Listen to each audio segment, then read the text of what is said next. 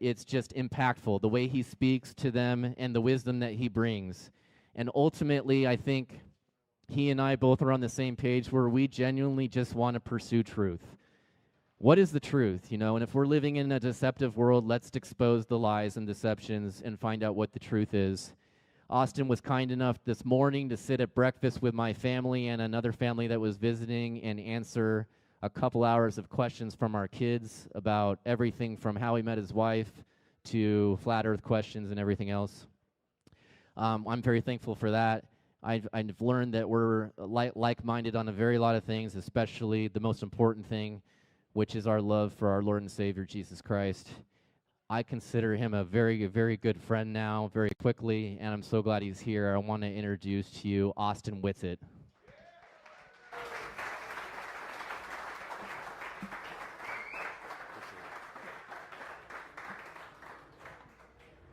All right, how's it going?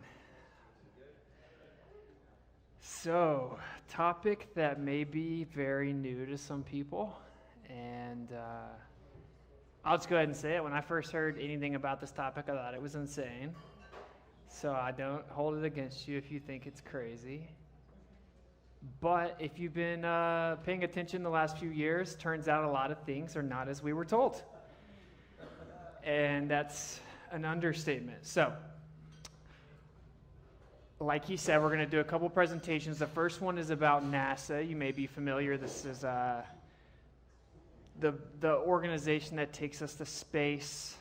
They landed men on the moon, allegedly. And they're totally not political. They're just a scientific organization. So what I want to do to start the presentation in honor of Heterosexual Awesomeness Month is check NASA and see where they stand on that subject. I wonder where they stand on that subject. I wonder if they would support the free beer. So it'll play a video. It's a few minutes long. It covers if they're going back to the moon. You would have to go the first time, of course, to go back. And we'll get into some of that. But so I figured to break the ice, we'll watch a video. We'll let NASA tell you their position themselves. So let's get into it. We're going to the moon. Join us. Why do you think we haven't been back to the moon? Historically, you'd have to say Apollo was kind of a fluke. We've diversified. NASA's Artemis program will land the first woman and the first person of color on the moon.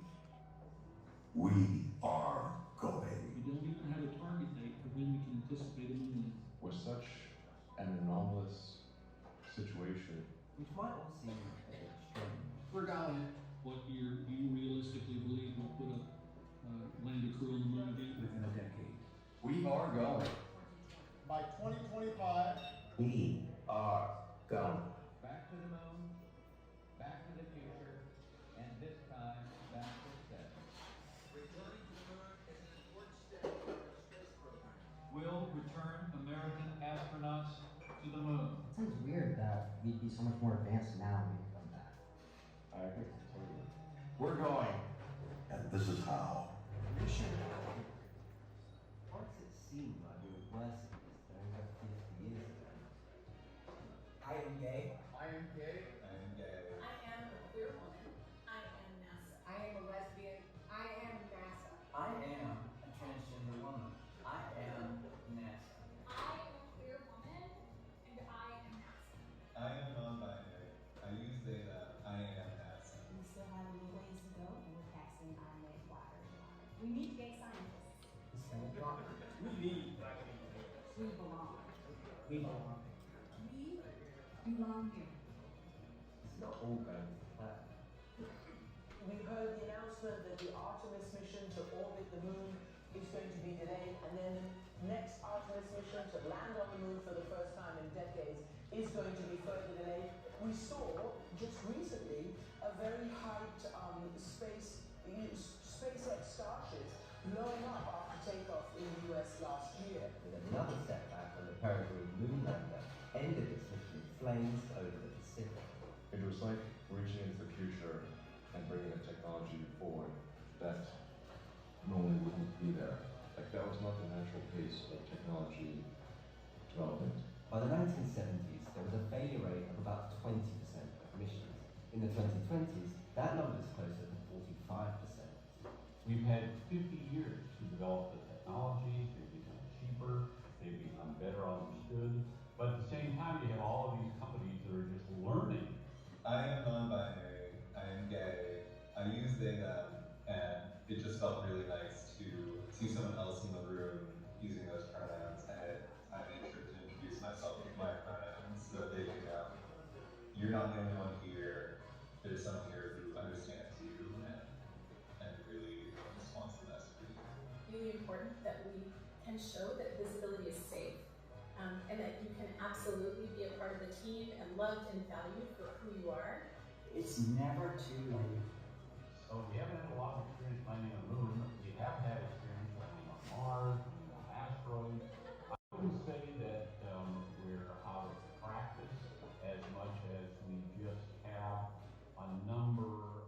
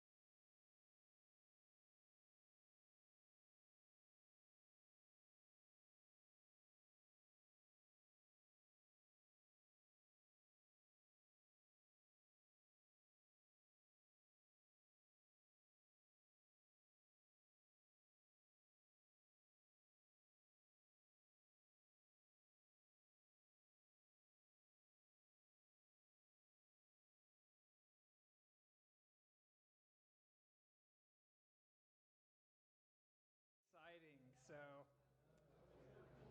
as to the question as whether or not NASA is gay, we'll take it straight from them. They are gay. So, does that necessarily mean that they're lying? No.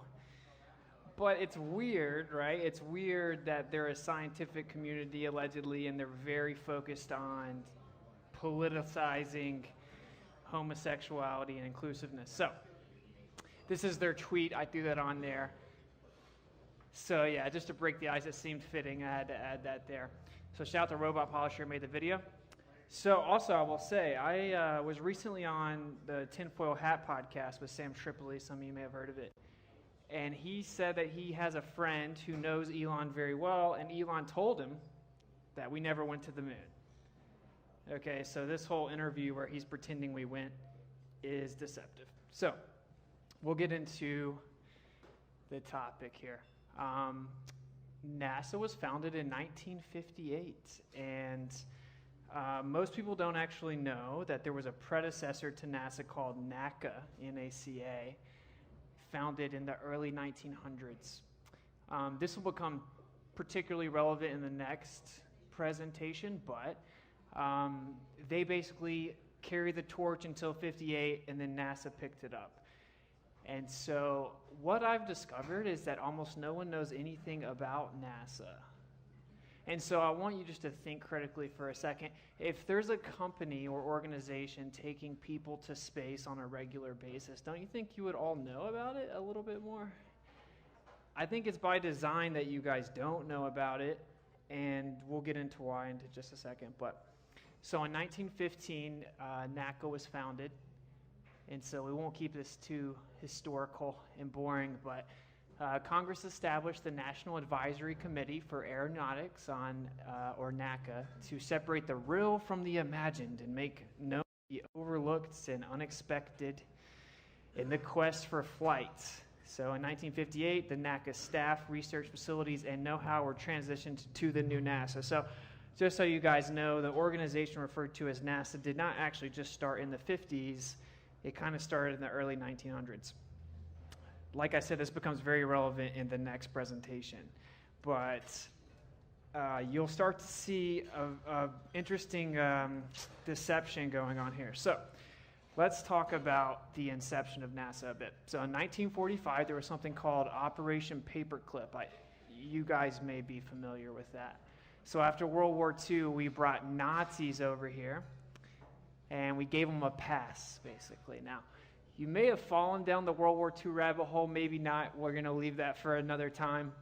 We'll set that aside. It is an interesting rabbit hole, to say the least. But, of course, we're told that Germany was basically the devil incarnate, and the Nazis were terrible people. But our government brought them over here. It's called Operation Paperclip because they put paper clips in different folders of scientists, engineers, etc., that they wanted to bring over here. One of the main people they brought over here is Wernher von Braun. And he's one of the scientists brought over in the operation, later put in charge of space exploration for the United States. He oversaw building the first V-2 rocket that allegedly went to space. This is what supposedly took us to the moon. Now, it has since been discovered that in Germany, the Nazis were propagandizing the public, and they were showing fake videos of rockets, claiming they could go higher and faster than they really could, etc. But that's just the Nazis. America would never lie, right? So we took the same guy who literally, it's declassified and admitted, were lying and propagandizing the German public to think that they could shoot their rockets higher than they could, that they were going to go to space. That guy, and we brought him over here to the United States in Operation Paperclip. That's 1945, so it's a little bit before NASA, but he's later put in charge. I wanted to throw in here that when he passed away, he put Psalms 19:1 on his tombstone. And that, of course, is a Bible verse about the firmament. And it says that the firmament shows the handiwork of the Creator, of God. Now, we'll get into that more tomorrow night, but firmament literally means it's firm. That's why it's called that. Rakia, the root word, means beaten out, strong as bronze. So it's a container stretched over the earth that protects the inhabitants of earth like grasshopper inhabitants. It's impenetrable. It's like molten looking glass, and it's beaten out strong as bronze. Now, the reason I find that interesting is why would the guy that took us to space, of all the Bible verses, on his tombstone put the Bible verse that says you can't go to space? There's no such thing as that. Side note here I have here, he also told his secretary space propaganda was being used to lie to the public. You can find that online. His secretary came out and said, so here's the deal. Everything about space is a lie. Anecdotal. I wasn't there. The secretary's come out and said that Wernher von Braun told her that everything about space is a lie. They're going to use it to deceive the world, specifically in a few decades, and that they're going to claim that there are asteroids that could come hit us, and NASA has to save us, and they're going to break down the borders of countries, etc. So it's interesting that this guy said that. Now, I'll just say this, just think critically. The Nazis were brought over here. They would have said or done anything at that point to avoid prosecution. Okay, I mean, if you've looked into it, they tortured them, actually, to get even specific confessions. And so the way that I see it is he cooperated because he had no choice, and he was a front man to claim he went to space. So here's another thing that most people maybe don't notice about NASA. This is an official PDF from NASA themselves. It's called The Origins of NASA's Name. You can look it up. And every single mission, satellite, you name it, is named after Greek gods. If it's not a Greek god, it's named after some other type of god or goddess. Now, I will just ask you, why would NASA care about Greek gods? What does that have to do with anything? You obviously, from a biblical perspective, that's ridiculous and unacceptable. Even if you don't believe in the Bible, you should wonder why a scientific organization not only wants to let us know that they're super gay, but they also want to name everything after gods. It's super weird. And if you look far enough, what you're going to find is that, well, it's an occultic, esoteric group, and this is all like a form of inner knowledge that they have. as to what the world really is.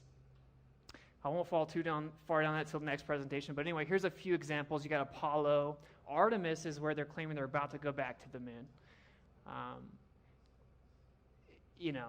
They've delayed that 7 times, whatever. You have Gemini, Mars, Odyssey, Atlas, Saturn. This is one of this is like, 5 of 50. Every single mission, Now, it could be delayed that whatever. 7 times, whatever. Go read it for themselves. Gemini, go read it for yourself. Mars, You'll see Odyssey, everything is named Atlas, after Greek gods. Saturn. Pretty This weird. is one of Pretty maybe weird. So if we're going to this put is things in context, if 5 you are a of believer 50. here, you just step back and think, okay, the person that supposedly took us there on his tombstone said you can't go there, and used a Bible verse that said there's a firmament protecting you. The people that are claiming to go to space and defy this firmament are using Greek gods in all of their names. So just a side note, you guys may not have known that. Now, what I'm sure some people here are familiar with is there was a president named JFK. We're just on X, I think, so we can just say things. You may not know that JFK said that AIPAC had to register as a foreign entity, which means they have to reveal their funding, and he was, of course, killed. There's a few reasons he may have been killed, but before he was assassinated by a magical bullet, he said, "We choose to go to the moon in this decade and to do other things, not because they are easy, but because they are hard." That's September 12th, 1962. I think that all of us, certainly the younger generation, is super detached from this, so they don't understand exactly how significant. If you were alive, you know how important this was. This changed everything. This made America the powerhouse of the world. This gave us all kinds of credibility. The space race was over. We won the Cold War. It was a big deal. I want to also point this out. I've always thought this is super funny.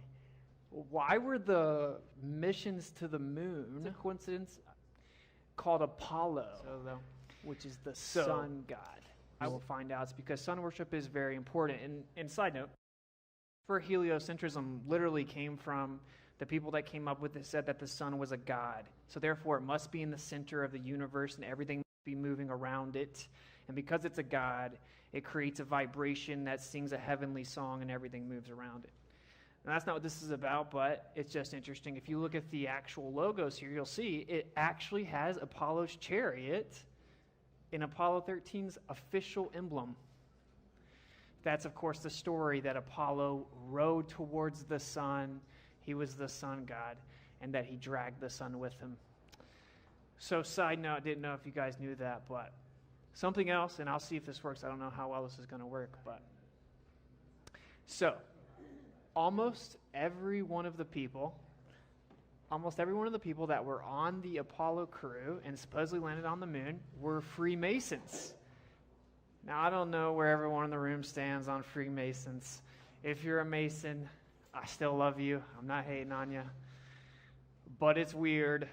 I'm just going to say it like it is. Grown men playing dress up in the dark is weird to me. And keeping secrets is weird to me as well. So, my great-grandfather was a high-level Mason. I think a lot of people are innocently Masons. I think they help out the community, blah, blah, blah. Not judging, just saying the whole core tenet of Masonry is secrecy. Every single one of the people that went to the moon were a Mason. The vast majority of astronauts are openly and publicly Masons, and who's to say who are not? And this is not me saying this. This is Scottish Rite. This may pull up right here. Here you go. This is their website officially bragging about it. So you got John Glenn, 33rd degree Freemason. Buzz Aldrin Mason. They're all Masons. Okay, this is the Scottish Rite official website, so don't take it from me. They brag about it. So, is it possible? People ask me oftentimes, we're about to get more into this, do you really think that all the astronauts are lying? You mean like 7 of them? Do you think 7 people could lie? I think after 2020, we should probably know a lot of people can lie. We're not even talking about a lot of people. We're talking about a few Masons that have secret handshakes and play dress up in the dark. So, yeah, they could lie. They could lie. But they read the Bible on the moon, Austin. They're Masons. They lied. So, just in case you didn't know that, maybe it's just a coincidence that everyone that went to the moon were Masons, but I'm just going to reiterate that the core tenet of Masonry is secrecy. It's a brotherhood. It's secrecy. You do not tell what has happened within Masonry. And I will tell you this as well. My great-grandfather, he discovered some things about Masonry towards the end of his life, and he wasn't very happy. In fact, he declined a Masonry funeral and rather took a veteran funeral, and they were not happy about that. And while I was there, I was approached by some people. And so this is a pretty serious topic. This isn't crazy conspiracy theory. No, there's a group of Masons, and when you get to the high level, you discover things that you may not have previously known, and it may be too late to go back. I'll also tell you that Freemasonry straight up says that the earth does not move and that it is flat. Another time. That's what the compass and square represents. So, if there's a group of people who, in Morals and Dogma, Albert Pike, head Mason guy, says that the earth is flat, you can't leave space, it's enclosed, and a group of Masons claim they landed on the moon and went to space, doesn't really add up. So, just so you know. Now, you might ask logically, well, why haven't we been to the moon since then? Well, let's let Don Pettit tell you why we haven't been to the moon since then. I mean, he's a NASA astronaut, so I'm sure he'll know. Go to the moon in a nanosecond. The problem is we don't have the technology to do that anymore. We used to, but we destroyed that technology, and it's a painful process to build it back again. What? You destroyed it? So yeah, the official story is that there was some type of magical technology that exists in the 60s, and we've destroyed it, and we can't replicate it. And if you don't know, this iPhone right here has more processing power than a warehouse, an entire warehouse of computers at that time. To think that we can't replicate the technology from the 60s is actually just stupid. There's no way around it. So this is the official story. They destroyed the technology, and they destroyed the telemetry data that would prove they allegedly went there. So, just so you know, of course we haven't gone back. We didn't go in the first place. I don't have enough time to break down the moon landing to you guys. That right there is a whole presentation. You can check out the American moon.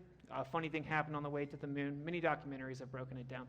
I'll tell you the most concise way to refute the Apollo missions is the communication based on the speed of light. So the moon's supposedly 238,000 miles away, right? We have a specific speed of light. That means that the communication could have only gone there and back in a certain amount of time. It's under 2.5 seconds round trip. They messed up, and they had some communication under 2.5 seconds, which means it's literally and scientifically impossible that they were on the moon talking to the earth. So that's the easiest way. Of course, you can go find that the shadows don't match, that there's wires caught in the footage. It's just a film that they filmed. Also, side note, declassified document from the CIA mid-60s show that they were very interested in basically green screen technology. So most people may be surprised that that already existed. It's called traveling matte. They actually used infrared wavelengths. So the complete ability to layer things with fake backgrounds and to make fake films not only existed, but the CIA was very interested in it, and it wasn't declassified until 2013. So that's a whole rabbit hole. I encourage you to look into it if you haven't gotten there yet. The Apollo missions were completely fake. So one question that we normally get is, you think all the people at NASA are in on it. There's a huge overlap, obviously, with quote-unquote flat Earth in this, and so it's unavoidable to occasionally mention it, but I know a former NASA employee, he was even stationed in Antarctica. He's a flat earther, and he's coming on my show soon, so I won't reveal too much, but, it's a misconception that people at NASA either know that the Earth is flying through space and space travel is real, or they're lying. That isn't how it works. They just do their job. They do their job. It's called compartmentalization. It would be very, very ineffective if they didn't do that. So, just so you know, I know multiple NASA employees that are flat earthers. So you put that together for me. All right, so here is an actual astronaut from NASA kind of explaining it. I think it's important to understand this. People will say, well, what about the people in the control room? Are they all in on it? You think all these people are lying? Wouldn't someone come out and say something? Before we get into if the people that have said stuff, here is an astronaut explaining kind of how it all works and how her understanding of it was. And this is a NASA astronaut supposedly been to space.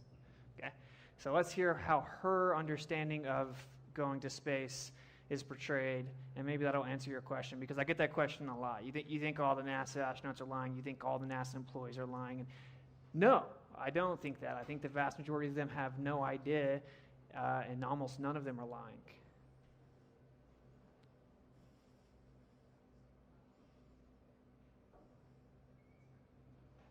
Although I don't hear anything. Oh, here we go. We've been simulating these things for so long, and everything is wrong in the simulations. You have devious little men that plan simulations.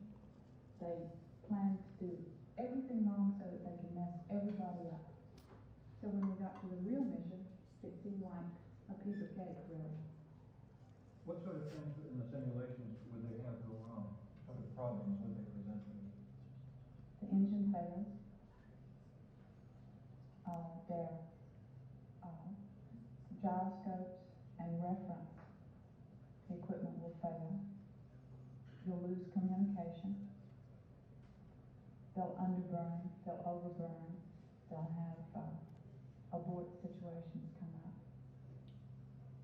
Do you think that there's any danger when actual astronauts are involved and it's not a simulation, that your mental attitude won't take into consideration the fact that it's a manned mission, that it will be too much like an exercise?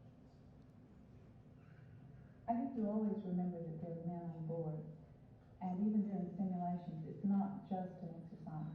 The simulations seem as real as the mission. We have men in simulations. They're in the simulator, they're not flying up to the moon. But we feel like they're real. You feel like they're real, but do you think that the entire space program that you do in your work has a sense of unreality to it? I think the atmosphere you work in is a little bit unreal as far as the actual facilities concerned. You're totally isolated. You're surrounded by machines. There are no windows in the buildings where you work. The lighting is always the same. You lose all track of time. You think in terms of ground elapsed time, and that becomes the only reality.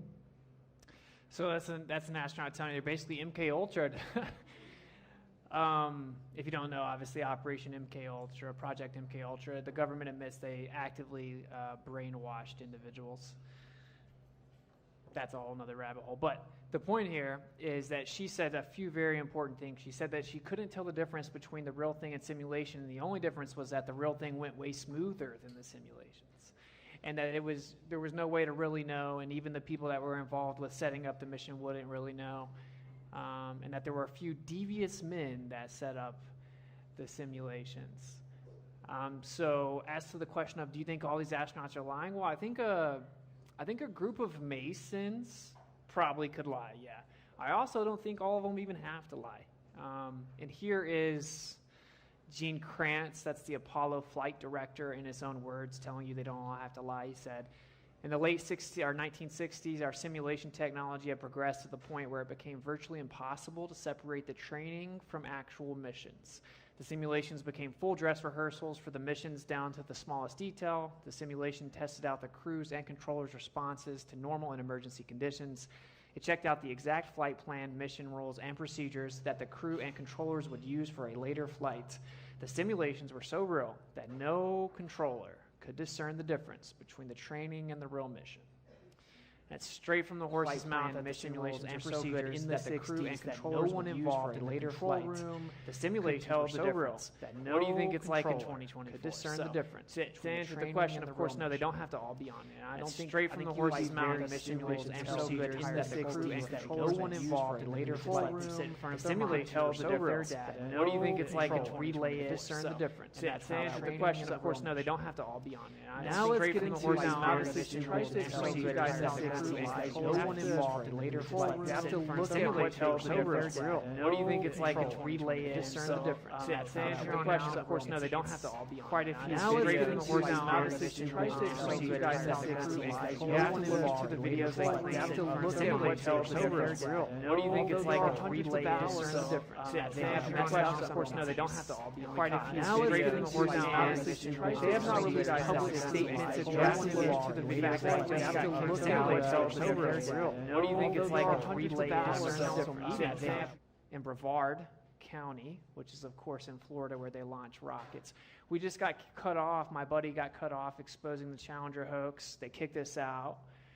We've formally sent in suits demanding answers. You don't get answers. So what I'm saying is, if NASA was telling the truth and we're just making stuff up that they're faking it, wouldn't you just quickly address it publicly and debunk it? They do not do that. They do the opposite. They threaten you with lawsuits. They threaten you with crimes. They shut you down. They don't let you finish speaking. They kick you off of every major platform. So this is interesting. Also, all the comment sections are shut off, which is a violation of the First Amendment. As a public federal organization, you must be open to critique. And actually, the Supreme Court's already ruled on that. Even people that work in Congress cannot block people on social media. They cannot turn off comment sections because as a public employee, they are open to critique. So NASA's apparently special and they don't have to do that. They turn off the comment section. So just so you know, there is no official answer. Now, you will hear people make up answers, and some people in here may even believe it's real, and you'll start doing mental gymnastics and try to explain some of the stuff I'm about to show you. That's the best you got, by the way. Whatever you come up with is all we got, because there is no official answer, and I'll be honest, there is actually no answer whatsoever to these questions. So here's a guy on the ISS. He's asked a question. This is just a clip out of the video. This is basically a bunch of children record questions, and this is why I'm so passionate about this, by the way. Children are being told these things as if they're fact, and so when you're 5, 6, 7, 8, this develops your entire worldview. And yeah, I think that's pretty important. So anyway, the questions come from children and they answer the questions. It's all edited. None of it's live, obviously, but just watch the guy answer the questions and see if you notice anything that happens. This is officially footage from the ISS.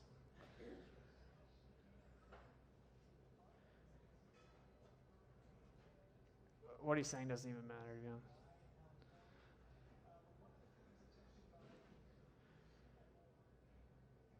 Oh, what is that? They're supposedly in space, right? That's 0G. Am I tripping?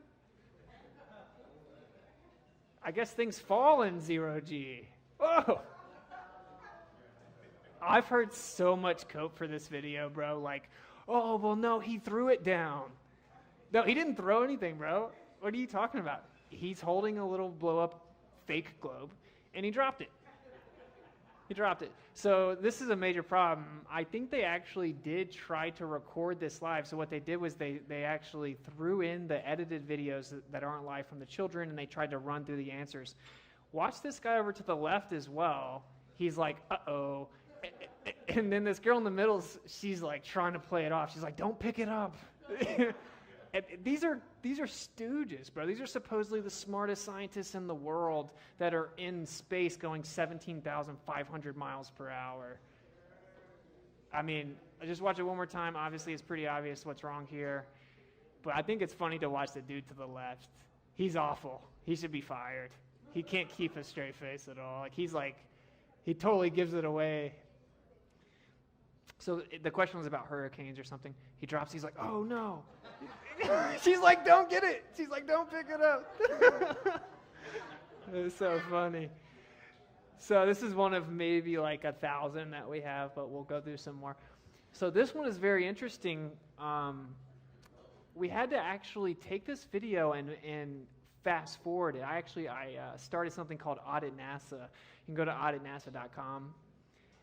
Where I'm putting together a team that looks through this stuff, because it's very time consuming, obviously, doesn't pay well. So anyway, these are some of the things that we've caught.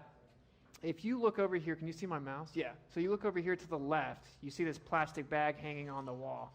Now again, this guy is on the ISS. just so you guys know what that is, okay, there's an ISS, and you can in fact see something in the sky. They claim that they're going around the Earth every 90 minutes. So, of course, they claim the Earth's a globe, 24,900 miles in circumference. And this is free falling around the globe, and it's going 17,500 miles per hour. And because they're free falling, and we won't get into the technicalities of the geodesic of the bending and warping of space-time, blah, blah, blah, they're floating. There's no gravity, okay? That's the official story. And in fact, I've talked to astronauts, they say, oh, you get taller in space and all this weird stuff. But okay, so that's where this guy supposedly is. Now, we had to fast forward it 16x and then again. If you look over here to the left, just remember, everything should be floating. And this is in a Ziploc bag. And watch what happens to this little, it looks like a sticky note, like a pad of sticky notes right here. Watch what happens to this as we go through the sped up footage. It falls. Did you see it? So that's physically impossible. We don't need conversations about, oh, maybe they didn't fake. It's just physically impossible. That means that they faked it. Now, I'll tell you what exactly that looks like. There's something called zero-G flights. So you can get in a plane, you can go up really high, it goes at an angle, and then what they do is they start falling, right? And once they turn and start falling, you feel like you're floating for a second because you're free falling. You only have a few minutes. The official narrative will say there's only 30 seconds, but no, we've already talked to people that do it all the time. You can get up to 3 or 4 minutes depending on how high you go, what speed you go, and what angle you go. So you can float for 3, 4, 5 minutes. That's what would happen in a zero-G plane, right? Because you can't completely avoid turbulence in the plane. Now, I don't know exactly what they did, and it really doesn't matter. They're not floating in space, okay? That's what's important. And I think if you're new to this, it's kind of hard to wrap your mind around the magnitude of that lie, that they're putting out these films to the world. But again, we'll watch it one more time. Nothing should be falling ever. And I'll tell you, I've talked to an astronaut face-to-face and asked her, she said, nothing can ever fall, nothing ever falls. It very clearly falls. I wish I had put a little bit longer there, but you'll see, we'll move right here. It's falling down. Okay, that's impossible. You see it? Make sure we're all on the same page. Okay, that can't happen. So maybe NASA's telling the truth. They just lied this one time. Okay. Now, I will say the obvious elephant in the room here is if NASA lies one time, you can't trust anything that they say. What normally happens is people start freaking out, and they're like, well, what about this other live stream? It's like, what? Like they didn't mess up one time? It's like, here's a video of your girlfriend cheating on you. What about all the times she didn't cheat on me? What? She's cheating on you, bro. So here's a few videos of them messing up. This is kind of like a smash. And I will tell you, obviously, we can't watch them all. There are thousands of them. And unfortunately for NASA, they started lying in the 50s. And so now, we won't go through every single one. You can see that there's actually now this is a rabbit hole right here in itself. There's a scuba tank inside here. See that scuba tank? That's because they're in a pool. And so that's a whole rabbit hole. There's a real-size ISS replica in a pool in Houston. They admittedly trained there. That's where this film is actually coming from. So let's just go through some of the, okay, here they are floating on the ISS. Oh, wait a minute, what happened? So they all slam up against the wall. Now, there it is, official footage. Oh, that's what happens on zero-G planes. This is literally exactly what happens. So do you guys think that's a coincidence? So there you go. That's just a footage of a parabolic flight, and people fall because once it starts to remove the free fall and you start to come back up, you fall. That's what happened on the ISS. Maybe a coincidence. So, and by the way, this video, and one thing you'll find if you do research this, they scrub all these videos. They scrub them all. They just disappear. We have to pull them. We have to rip them. We have to save them and then share them ourselves. And it's very hard to get the original sources. I do have most of the original sources. You can use something called the Wayback Machine, and that will pull back videos that have been deleted, pull back URLs that have been deleted. And so that's actually how we caught them taking a picture of the Earth, too, by the way, supposedly from the moon. So here's one of the funniest ones to me. And we're going to go through some of these because if you've never seen them, we got to break through your cognitive, man. Oh, maybe they faked it there. Like, no, they're liars. And they're gay. So let's... Dude, if you deny that, you're homophobic. They say they're gay. So, All right, you see here? What is that? This is supposedly in space. And did you see what happened? Sorry, I forgot I have it all on one video. This glitches out, and it cuts to an actual virtual reality screen. So if you look here, boom. That's a real-life original source video that glitches out. So this shows you, this is supposedly a live stream showing them like moving some arm of some equipment in space, right? And live time, they accidentally try to cut. Now I could slow this all down. I have done that. You can see it's exactly the same as this expo. So you see that it's exactly the same in the middle corner there. In the middle box, you'll see, I'll try to pause it right on it. Okay, the middle box in the top is exactly the same as the equipment that we see, and you'll see it come back. There you go. It's actually moving in unison. We've done the slow-mo of all of it. So why are they showing you fake footage, bro? If you could go to space, why not just show us that? So this is NASA blatantly using virtual reality and green screens to fake space with models. That should be interesting, right? That should be interesting. Doesn't seem legit. Here's another video of them on the ISS. Again, this is no gravity. Uh-oh. And look, this is what's so telling to me. So everyone's different. To me, I'm like big on the body language. I'm like, watch this guy freak out here. He's like, oh, did I mess up? Someone's like, yeah, bro, you messed up. Watch him like look over to the camera and clearly like being frantic. They drop their divorce papers. Oh, did I mess up, bro? That's so funny to me. There's another angle. It's like, oh, gig is up. And no one's ever seen this. Probably no one in this room, unless you've researched it, you've never even seen that. They just scrub it. They mess up and scrub it. All right, here's another one. This is funny. Oh, what just happened? Gravity only happens in magical gravity pockets on the ISS. You just don't know how it works. Look, he just blatantly drops the object. So, and again, the one thing I want to point out, because for people that are being honest, you can tell that they know they messed up. So just like watch him. He's like, oh yeah, that was not supposed to happen. So anyway, I actually mentioned this. I'll say this, right? I didn't put this in the presentation. I don't think I did the best. I could have done better, but I recently pointed this out to Brevard County Commission office, and I said, so, forensics analysis has been done, and it has proven that objects are free-falling in an allegedly zero-G environment, which is scientifically impossible. And NASA needs to come out and either launch transparent disclosure or somehow explain it. And, of course, they just ignored it and then kicked us out. So there's to me, I think it's, the whole conversation's over. NASA's lying. They're dropping stuff in space. So I don't know. I've never heard. I asked an astronaut face-to-face. I go to NASA on occasion. I talk to astronauts.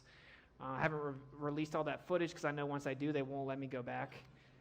But she told me face-to-face, nothing can drop on the ISS. Nothing ever falls. I said, I've seen people drop things. And then she just nervously laughed and asked if I wanted a picture. So you tell me. So this is another video. He drops a screw. So obviously you guys get the idea. They're dropping stuff in space. You got to wonder, though, like, if space is real, why would you lie about it? Even if you couldn't go there. Just don't lie about it. It's because it's not actually a place you can go to. And that's where you fall down the rabbit hole. So, let's see. I won't make you go through all of these. Here, this guy is magic and just goes through the lemon. It's because the lemon is layered. It's augmented reality. The lemon's not actually there. I can do that in my live stream. So obviously, I hope you saw it. We'll do it again. His hand goes right through the lemon. Some people make up the craziest excuses for this stuff, but I'm just showing people that are honest. So I don't care about the rest. All right, here is actual footage from NASA's moon mission. And watch in the bottom left. Oh, what was that? Oh, it's a space meteorite. So anyway, it's supposedly locked in its place. Obviously, it messed up, but there's so much here. Let me skip through some of it. They fake at. Honestly, this is my favorite stuff. Is when they show like close up of supposedly Earth. So we've slowed it down. We've shown the stars go through the Earth. The stars are a layer. So this is fake. Here he's showing that the lightning actually glitches out. It's all CGI. It's CGI. So we'll save you some time. Take my word for it or don't. Look, that's actually fake. So, but okay, this is very funny to me. So watch, they're supposedly playing with the soccer ball because I want to point this out to you guys too. Isn't it weird that people on the ISS, they're just like constantly concerned with convincing us that they're on the ISS? Why? I want to make sure you guys know I'm in space. Why would you do that? Shouldn't you be doing science or something? Every single thing is like, hey, trust me, bro, we're up here floating in space. No, you're not. So if you watch the ball's going to bounce off of nothing. Watch it. It just bounces back. What? That's because it's a screen. That background is layered. It's a green screen. They're in front of another wall that can be removed from the background layer. He accidentally drops the ball. It just bounces off of nothing and bounces back. And there are thousands of things that happen like this. I'll show a few more. Here's Don Pettit. I guess there are bugs in space, and he just swats a bug. And if you don't know anything about Don Pettit, he's not the brightest. I'll give you this. So he messes up a lot. So he's not the brightest guy. We'll skip some more. Here, I want you guys to know what they do, right? So here they have different ways to do it. They have contact lenses, all kinds of stuff, and you'll have a screen over here in front of you, and you'll look and you'll see the object, and you'll interact with a fake object that's not really there. They can make it float that way. This guy thinks he's grabbing the hat, but he hasn't handed it to him yet. You see it? And then he sits it down. What are you sitting down, bro? You don't got anything in your hand. So this guy messes up a lot as well. It's funny. So they're using augmented reality to make it look like the hat. This isn't NASA, but another thing I hear a lot is you think all the space agencies are lying. Like, have you ever looked at the other space agencies? Their videos are way worse. Like, yeah, let's go talk about that actually. So this is Japan or China. Oh, it just falls. Just falls. It's on the ISS though. So it's just hilarious. Let's see what's next here. I mean, I think we all saw it. It falls. So, I've never heard an explanation for it, but whatever. Here is interesting. You actually see, some people might want to know how it works. They wear harnesses and wires, clearly. You can actually see the wire here. So they mess up, and that's because there is a reflective screen back here, and so it shows the wire. So if you look closely, you'll see that there's like a part of his shirt that's pulled up like this, and then you'll see the wire connected to it. It's like a hook right there, and it goes right with the part of his shirt. So, yeah, he's hanging on a wire. And by the way, that's how we make space movies. This isn't like a new thing. It's just how you do it. Probably coincidence, though. That is true. I don't know if I have a lot of hair. I might have some hair in here. They do use hairspray, yes. There's another part where obviously he's got the harness. I wonder if I do have hair in here. So obviously they're supposedly floating in space, but you'll see that all the female's hair just doesn't move. It's because it's hairspray. It's hairspray, right? Because you can watch someone do the 0G planes and their hair floats around like it's almost like watery. There may be one of those in here. I don't know. There's so many. It's like picking from a haystack here. Let's see what else we got. I don't even know. Oh, transmission issue. All right, it's green screen. That's why you saw the green there. I'm trying to speed up a little bit through here, but so here is very funny. The guy just disappears from the screen. Oh, where'd he go? Before he gets around the corner, he disappears. It's because the astronaut's layered. I'm being somewhat over the top here with examples because I've seen people, they got to get away from it. It's uncomfortable. NASA's lying about space. Okay, they lie. This is fake. It's basically a movie set. So now you know. And then here's one that's pretty blatant. The astronaut just pops into existence. And it's over and over and over. I won't make you guys look at all of them. They use models in space, and here's one doing. Okay, here's a funny one, and then we'll move on. This is hilarious. Now, there's something before the ISS called Space Lab, I believe it's called. Skylab. Thank you. Okay, this is the ISS before the ISS. And supposedly, while they're on the Skylab, they brought up, now they'll be like, every single pound matters. I don't know if you've ever heard all that. It's like when they go to the moon, they snuck golf clubs, and it almost took them overweight. Yeah, they snuck golf clubs on the moon. They took 500-pound weights, allegedly, and this guy's picking it up. And the point here is like, watch this. Watch him. What is going on? So he's hooked the strings. So the funny part is that back in the day, it was harder to fake stuff, right? Like now we know that's fake. Back then, people might have fallen for it. But so I go straight to the old stuff. Now watch, the weight is supposedly in 0G. You'll see him start struggling like he's lifting it, and then it falls down. It's supposed to be 0G, bro. Did no one tell you? It's supposed to be floating. And then obviously they have something attached to him, and then they just pull him up. So it's so funny, yeah. So, and then I think this part might be a little important because I don't really know where we're at on time, but here's how they fake it. So if you look here, this is how they do it in movies. They put people on strings. And so this isn't like some crazy conspiracy. This is how we make movies, right? Like we know that's what they do.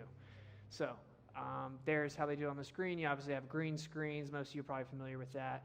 People ask, how do they have water in space? How does she have magical black fluid coming from her eyes? That's not there. It's just special effects. And then I'll show you here. You'll see the girl has a necklace that's floating in space. Oh, all of a sudden there's a necklace floating. And then I'll show you one more, just so you guys kind of get an idea of how it's faked. And you should be furious about this, by the way. They get $60 to $80 million a day. So that's your taxpayer money. And they're just making films with it. So here is the Big Bang Theory TV show. So I think if they can fake the ISS, NASA probably can. So there you go, just so you know kind of how it's done. They just overlay these objects. It's not real. So obviously, we could have done that for another 4 hours. I encourage you guys to look at it. You can actually go to my YouTube, Whitsitt Gets It. I have a NASA fraud thing. There's lots of good, to get past censorship, you have to get to one of the real content creators, and then you can find it. We'll lead you to the truth. All right, so, and we'll skip through this, but I think this, maybe someone requested hair, so obviously we've seen this one. Just grabbing something that doesn't actually exist. Not only is the ISS 0G, there you go. All right, so, and you know what's so funny? Why is she pointing at her hair? So, I don't have the audio in here, I don't think, but basically they say, are you really in space? That's what the interviewer says. And like, yeah, look at my hair. It's like a movie, bro. It's like well, why are they trying to convince us they're there, So look, her hair doesn't move. Now watch, he also grabs him here. Whoa, what's that? Let me bring it back. So you see him grabbing the string to make sure, see, he pulls the string. That dude's on a wire. You see him pull it? And then obviously this girl has hairspray to make you think that she's in space. You can watch people up. I call those weak words. I'm not a fan. But anyway, here's some more hair for you. There you go. Look at her hair. Everyone knows what hairspray looks like, right? Some of you were even alive in the 80s. You know exactly what it looks like. That's just hairspray. So, isn't this weird? Like, isn't it weird that our government's lying and making movies about being in space? Yeah, this is obviously all very heavily censored, but there we go. I think you guys get the idea. Do your own research. Now, you can go one of two ways. You can be like, okay, look, he just grabbed a string. Look, her hair's not moving. Look, objects floated out of nowhere. Oh, things are falling. Or you can be like, well, actually, there was an air current from the air conditioner that made it look like it was falling. And actually, you can do whatever you want to do. I just showed you guys the information. They're faking space. There's really no way around it. Now, I find this part pretty interesting. Hello, everyone. Okay, so I'm going to let my boy, this is Taboo Conspiracy. I'm going to let him kind of explain this to you, but this is to address this question, okay? Why don't astronauts come out? Why don't any of the astronauts come out and tell us?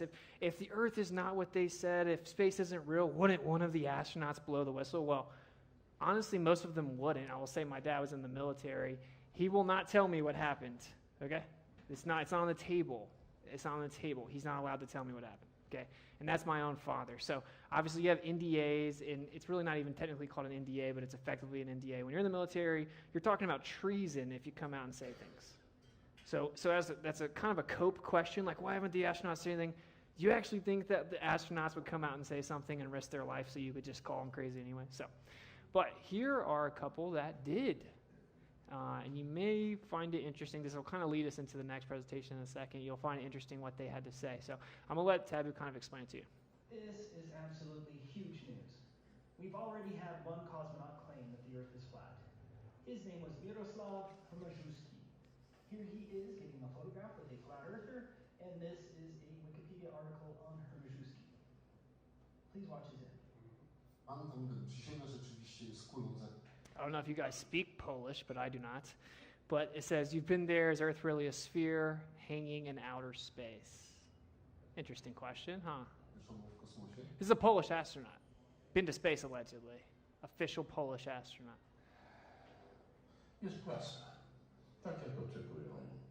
Nie spodziewałem się do tego pytania, ale zapewniam pan, że jest płaska. So he says the Earth is flat, as many expect. I didn't expect this question. I can assure you it's flat. So that's an interesting comment from an actual astronaut, right? So I'll move you through. That's official. You can go check it out. All right, let's check. Now we have a Soviet cosmonaut who has said that we have never been to space. This cosmonaut's name is Igor Petrovich Volk. Mr. Volk even received the Medal of the Hero of the Soviet Union. I have included the translation of the interview, which you can verify by clicking on the CC button on YouTube. Now please watch the interview.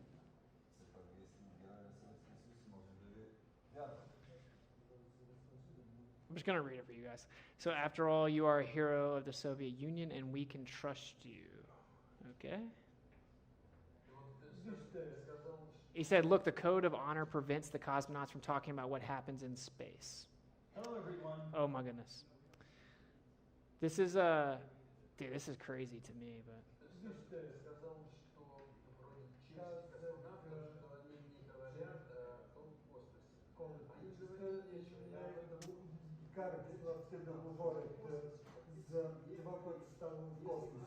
Okay. Says we haven't been to space. Basically, they're in context. They're saying like people don't really want to know about truth. That requires you to think, and he says we haven't been to space. If someone claims that we have been, it is not true. It is not the truth. This is another hypothesis of which I and the viewers of a matter of perspective will have to think about for a long time. The cope from this was that the guy must have been joking. He later comes out and clears up he was not joking. In fact, this same guy interviewed him. I won't make you guys watch it, but he comes out and says, oh, he told me in private for sure. No one's been to space. The moon landing's fake. You can't go to space. Anyone saying that they went to space is lying, and that the Earth is flat. So that's weird. So, I mean, automatically, it's not just some crazy guy up here from Florida saying the Earth is flat. We're talking about astronauts. We're talking about before they die, they come out and say that the Earth is flat and you can't go to space. And that may be a tough pill to swallow, but why do astronauts think that? And the reason I threw that Soviet Union guy in there is because people say, you think the Soviet Union wouldn't have told on us for faking the moon landing? No, I don't think that. Do you think that the mafia goes and tells the cops how the mob works? No. They're all faking space. Why would they go tell on the other person faking space? And why would they make it known to the public, oh, space is something that can be faked? They wouldn't do that. That's another cope question, as I call them. So anyway, here's an interview he has later, and he explains, we won't watch all this, but this guy straight up explains, no, I talked to him in private. He definitely wasn't joking. I hung out with him for a week. He said space travel's fake, and they're faking space travel. Anyone in America that said that they went to space is lying. Everyone knows the moon landing was fake. None of that's real. You can't go to space. And now, if you don't know, the Soviet Union was the ones that claimed to get to space first. See, we went on the moon first, allegedly, but the Soviet Union got to space first. So we have Soviet Union astronauts saying that that's all a lie. And this is the guy that interviewed him explaining it. So I thought that was interesting. This would technically be fallacious to say that this proves it. It would be anecdotal. But do you have any proof people were in space? No, it's all anecdotal, and it's like NASA wouldn't lie. So let's see what we got here. Okay, this is hilarious, and this will maybe wrap us up. I didn't keep up with time. Sorry if I went over. So this is a compilation of different NASA astronauts answering the question as to whether or not you can see stars in space. Now, I'll say this. Don't you think if you've been to space, you probably know what happens, right? Like, if someone asked me what happened in my high school state playoff game, I know what happened. No, the guy blitzed on third down. We didn't pick him up. Like, I know what happened. I'm not going to be like, I don't know if you can see the football, right? Like, I know what happened. I lived it. It's important that we just come to grips with the fact that these people are lying to you, and if you want to believe it, that's cool. They're lying to children. They're lying to children. And you know how many children think being an astronaut would be super cool? You know how many children have their whole worldview formulated by the idea that we're a tiny speck of dust in an ever-expanding universe and you can go fly in a vacuum? That's important. And if you don't want to be strong enough to point it out or call it out, don't include the children in that nonsense. I've been to NASA. They are inundating and indoctrinating children emotionally, and it is a lie, and it is disgusting, and it should be exposed. And so that's kind of how I feel about that. But let's listen to them, and you can decide for yourself if these people are being honest. Keep in mind, again, this guy's supposedly been in space 100 times. The other guy's been in space 100 times. And they're asked a simple question, and let's compare them all, and then I'll tell you a little bit of a personal testimony in relation to this, and we'll wrap it up. Whilst From Mark Cameron. From Mark Cameron. Whilst in space, have you ever looked away from Earth into the black void?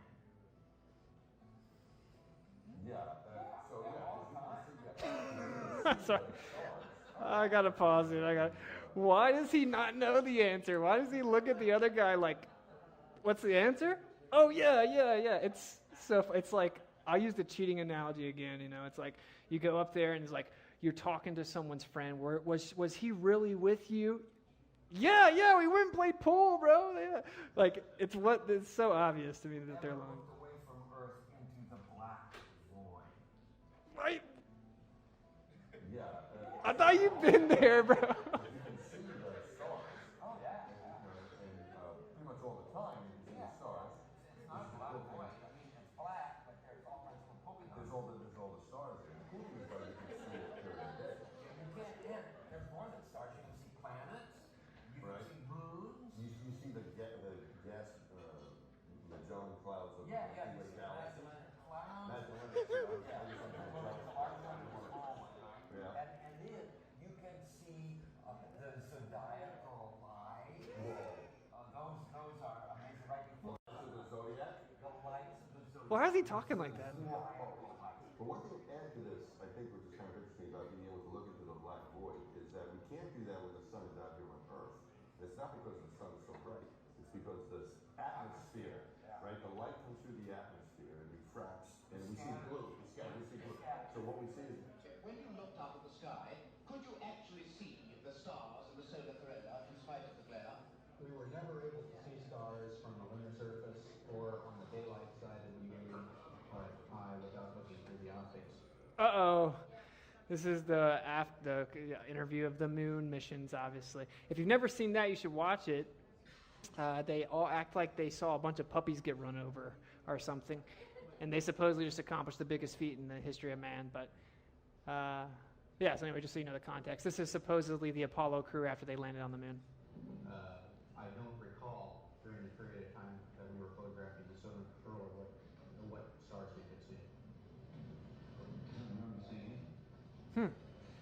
Neil, Sir Armstrong, have you realized that when you were on the moon, you had very little time gazing upwards? But could you tell us something about what the sky actually looks like on the moon? The sun, the earth, the stars, and so on? The sky is a deep black when viewed from the moon, as it is when viewed from cislunar space, the space between the Earth and the moon. The Earth is the only visible object other than the sun that can be seen, although there have been some reports of seeing planets. I myself did not see planets from the surface, but I suspect they might be visible. don't see stars in the daytime on Earth, not because they're not there, but because the atmosphere is aglow with scattered light from the sun. If you take away the atmosphere, the sun will still be there, but the sky goes dark. That's what the folks get when they go to the edge of the atmosphere, and they're calling that the edge of space. But when you get to the edge of the atmosphere is no longer between you and the rest of the universe. And the stars reveal themselves just as they would at night. Since the moon has no atmosphere in a daytime picture, if you're there in the daytime of the moon, you see a full night sky of stars, even with the sun in the sky as well. But when you get to the edge of the atmosphere, the stars reveal themselves just as they would at night. If you're there in the daytime of the moon, you see a full night sky of stars, even with the sun in the sky as well. The sky is a deep black when viewed from the moon, as it is when viewed from cislunar space. Well, I think it's important to point out that that's the official model of the Earth. It isn't actually debatable based on like simple physics. You would see the stars on the day side of Earth in space because there's no atmosphere to scatter the light.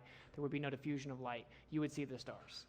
So it's crazy they couldn't even get that story right. But between the Earth and the moon, so you can see the stars. Oh yeah. And pretty much all the time you can see the stars.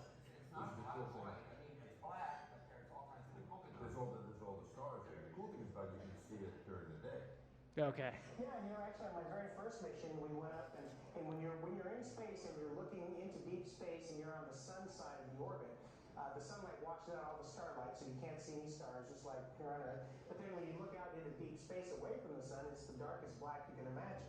So you can see the stars. Oh yeah. And pretty much all the time you can see the stars. The cool thing is about you can see it during the day. And when you're in space and you're looking into deep space and you're on the sun side of the orbit, the sunlight washes out all the starlight, so you can't see any stars, just like here on Earth. There's all the stars there. The cool thing is about you can see it during the day.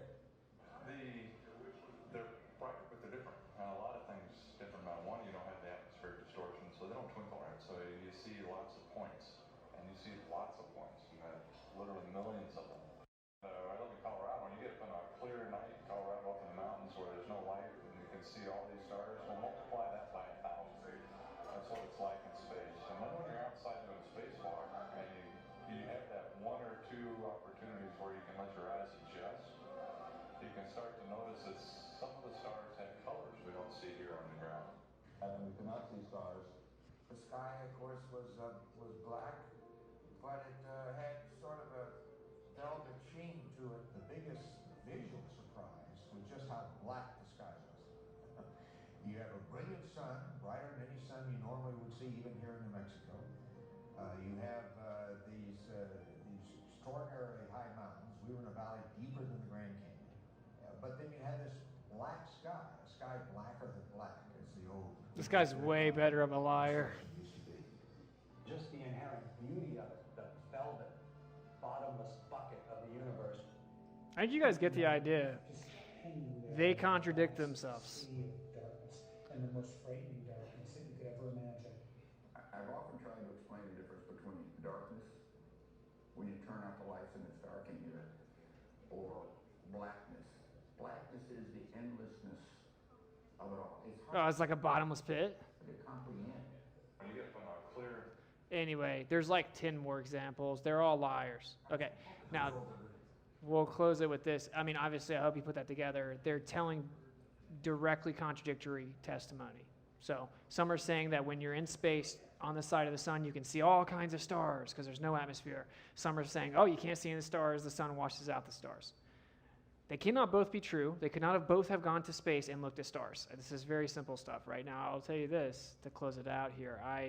Like I said, I can't show the footage because I know as soon as I make it public, they'll kick me out of there. Right? They won't let me go anymore. But I go to NASA and I document conversations with the astronauts. I have quite a few. When I release them, it will be very interesting to see what happens, to say the least. But this is one that I talked to here. This girl supposedly in space, and she's doing a spacewalk, and she drops her bag. She drops her tool bag. Uh-oh. Okay. And what's so funny is they claim, you saw how big, it was like a backpack. They claim you could see it from the Earth. And it looked like a star. literally. This is an official thing. But anyway, so you know who I was talking to. And I'll close it with this. So I went and talked to her face to face, and it's not a good look for NASA. So I trapped her with this whole conversation. I had very tactical questions. I caught her lying 3 or 4 times. She got super nervous. I then asked her about, and again, mind you, I'm like 2 feet away from her, like it's face to face. I asked her, so do you see the stars on the day side of Earth when you're in space, when you're on the side of the sun? She said, no, you can't see the stars when you're on the side of Earth that has the sun. I said, are you sure, though? Okay, are you sure you can't see stars? No, 100% you can't see stars. I've heard that you can see stars even on the day side of Earth. And she said, so she realized, like, oh, she messed up, right? She didn't know the official story that she was supposed to tell me. This is the girl right here that dropped the bag. And she says, no, I'm pretty sure you can't see stars in space near the sun. So that's a personal testimony. I lived it. I can tell you, I looked her in the eyes. She's a liar. She 100% is lying. I would bet everything I own on it. I know she's lying. She got nervous. She dropped things. I asked her, do you have to test your spacesuits in the vacuum? I haven't revealed all of this yet, but she's like, yeah, you have to test them. I'm like, okay. Well, I saw someone test it, and their tongue started boiling. So that's intense. And she's like, oh, no, it's really pretty mundane. It's no big deal. They drop you in the vacuum chamber, and then you know what else they do? They put a bowl of water in there so you can see it. And I cut her off. I said, boil. She's trying to convince me they were really in a vacuum.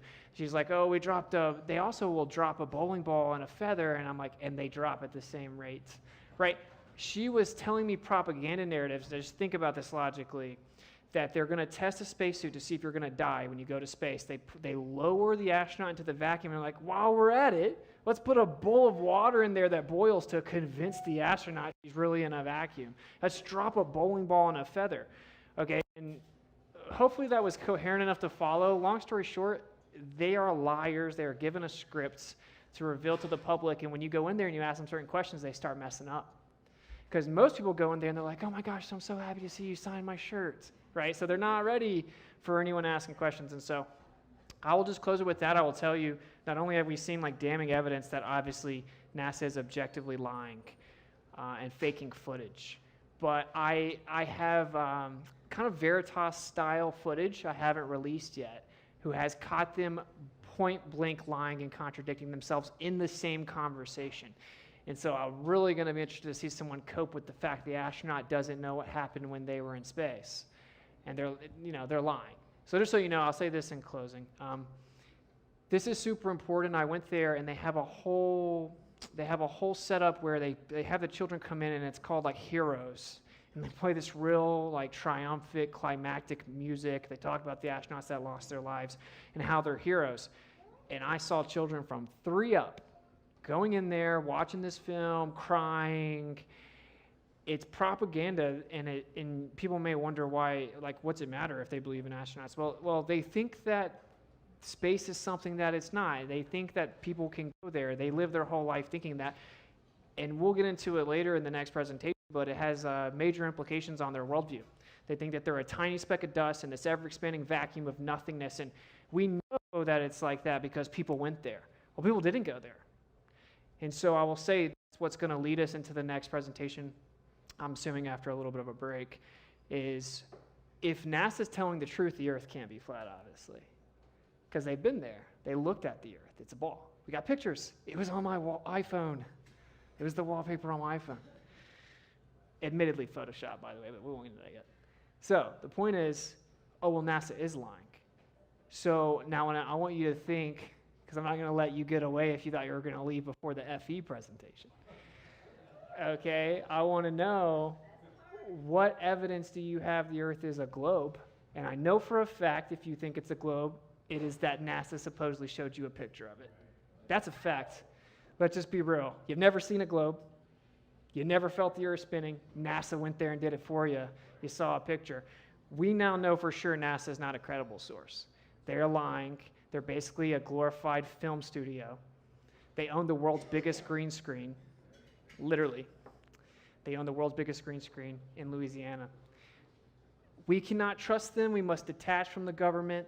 We must no longer let them formulate our worldview. We must no longer blindly believe them, and surely after 2020, you know that. So, in conclusion, I will say, NASA has been proven liars and fraudulent. I encourage people to go check out Audit NASA, try to support it. We're trying to hold them accountable. They should have to be accountable for lying and stealing. They should actually be tried for crimes against humanity, I say. And I encourage you to look further. You'll be surprised. The Earth is not what you think, and space is not what you think, and no one's ever been there. You can't go there. And so, yeah, that's basically the closing. NASA's lying to you, stealing your tax money, $60 to $80 million a day. Yeah. And that should infuriate you. They're liars. And maybe we can raise enough awareness to finally stop them. So there you go. That's the presentation.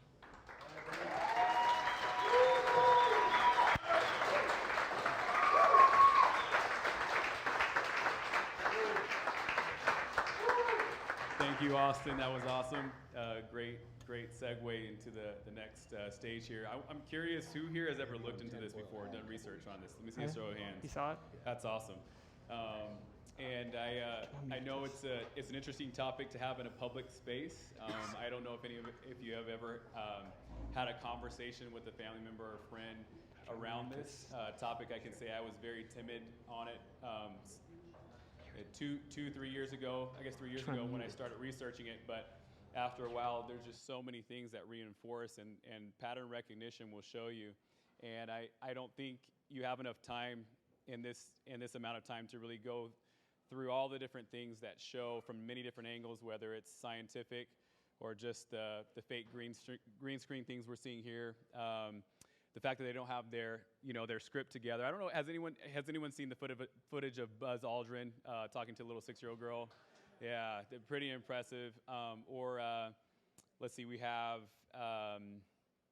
Bill Nye the Science Guy and Obama both saying that we've never made it past the Van Allen belt, but isn't the moon supposed to be past the Van Allen belt? So there's just so many things there.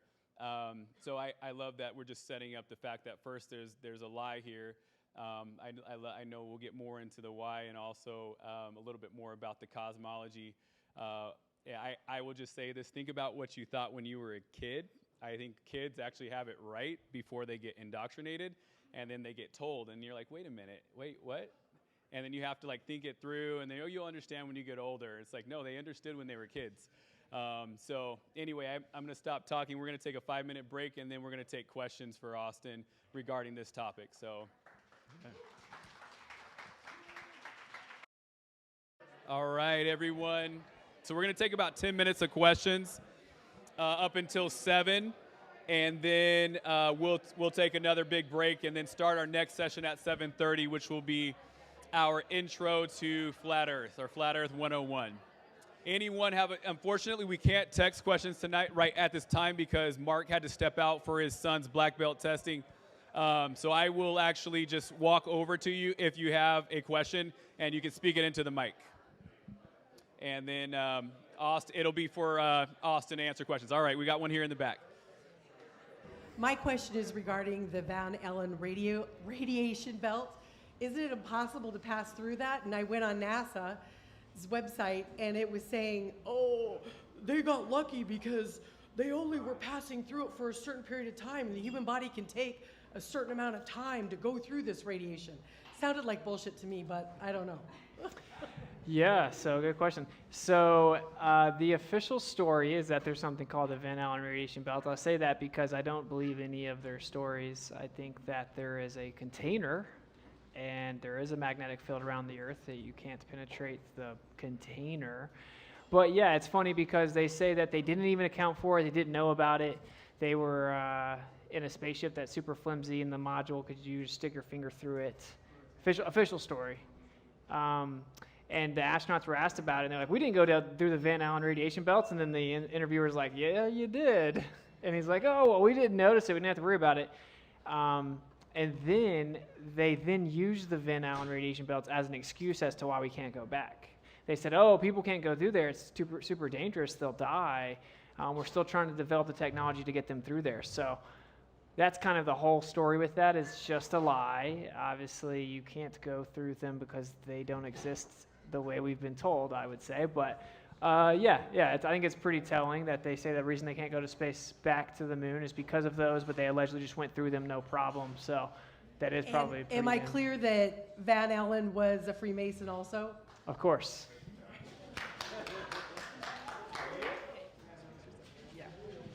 I have a question. There's Christian astronauts that went into space and wrote books about Jesus in space with all these pictures. Is there some kind of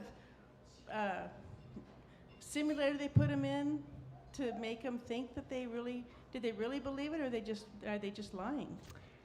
Okay, good question. So I think the ones that went to the moon know they didn't go to the moon, for sure.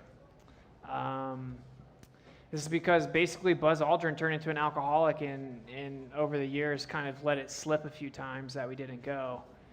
Neil Armstrong just completely disappeared. He didn't even make public appearances. So what I think happened, this is speculation, I think they kind of thought it was real.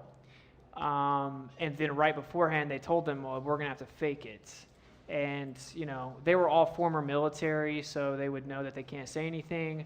I think that the actual Apollo astronauts that supposedly landed, now I know they all claim to be Christian, and obviously just saying that you're Christian, in my opinion, doesn't make you one. But I'm not going to say they are not one. That's not my position. But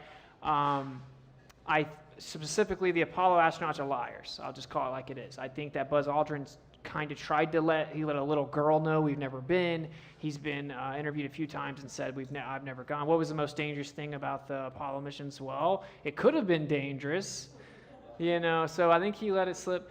As to if other astronauts have claimed that, and I don't know what exactly you're referencing, like maybe ISS ones or not. I do think that a lot of them can be in simulators. Like we watched the girl say, I can't tell the difference in the real thing. She believes she's been in space. I don't think she's in on a lie.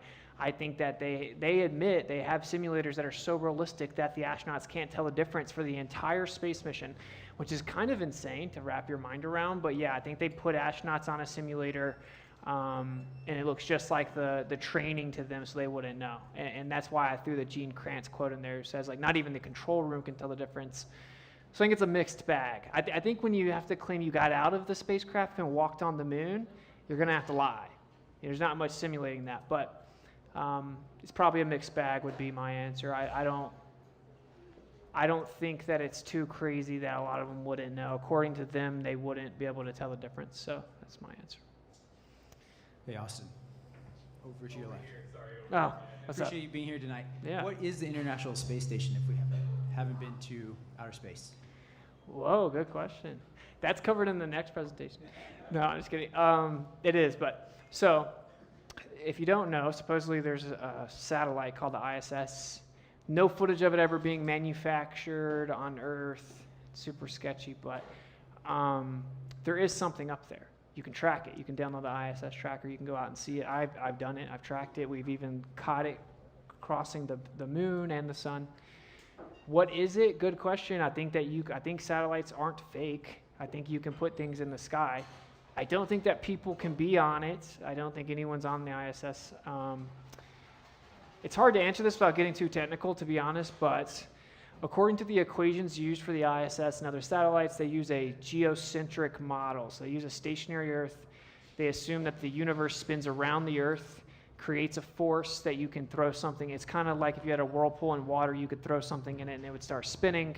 That's what the physics and equations show. So I leave it open for that basically the ISS is something that's utilizing the inertial forces from the rotation of the universe around the Earth.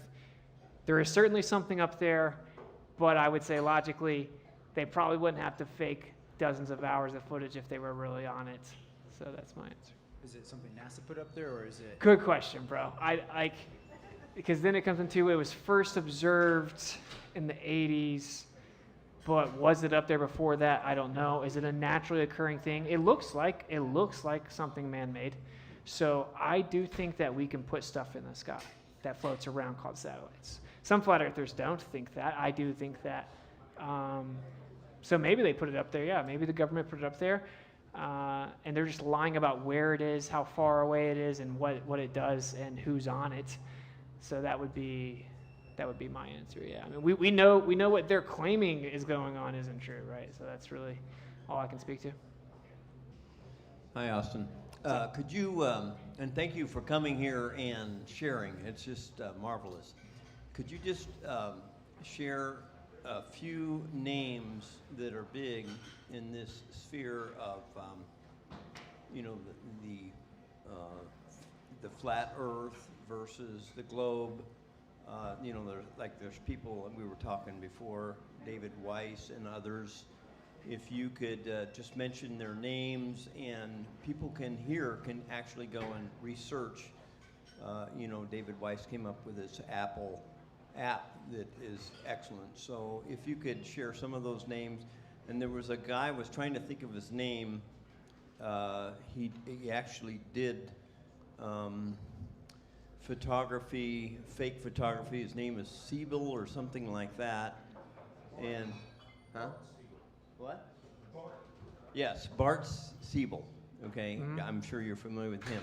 So, if you could share some of those names, people could just jot those down, and they can do a search, and there's a plethora of information out there. For sure.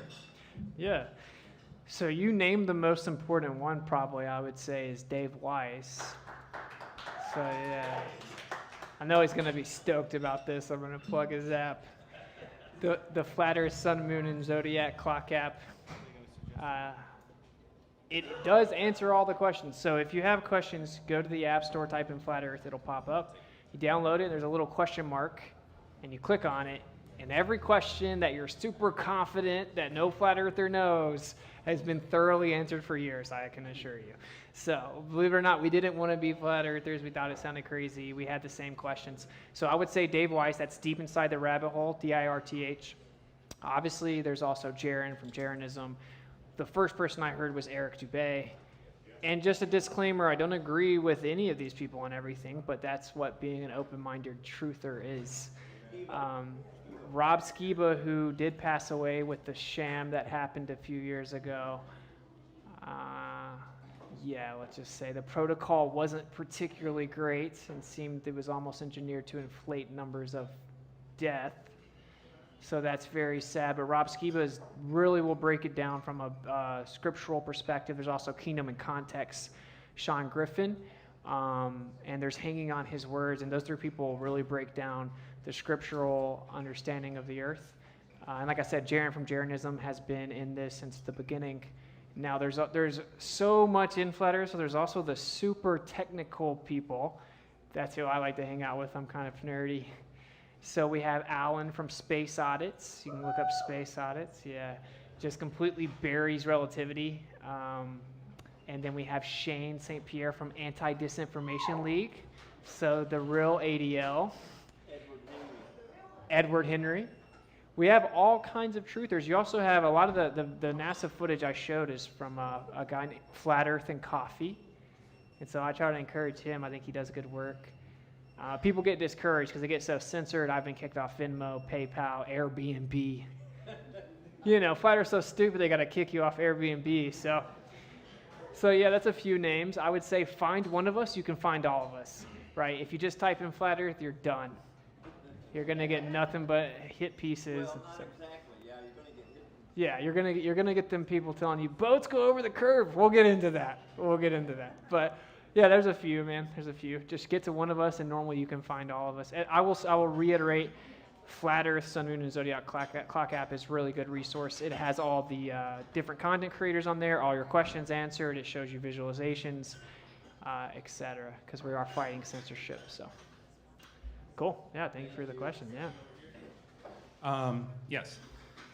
All truths eventually lie. All lies eventually die. The vaccine lie is quickly coming to its end, I hope.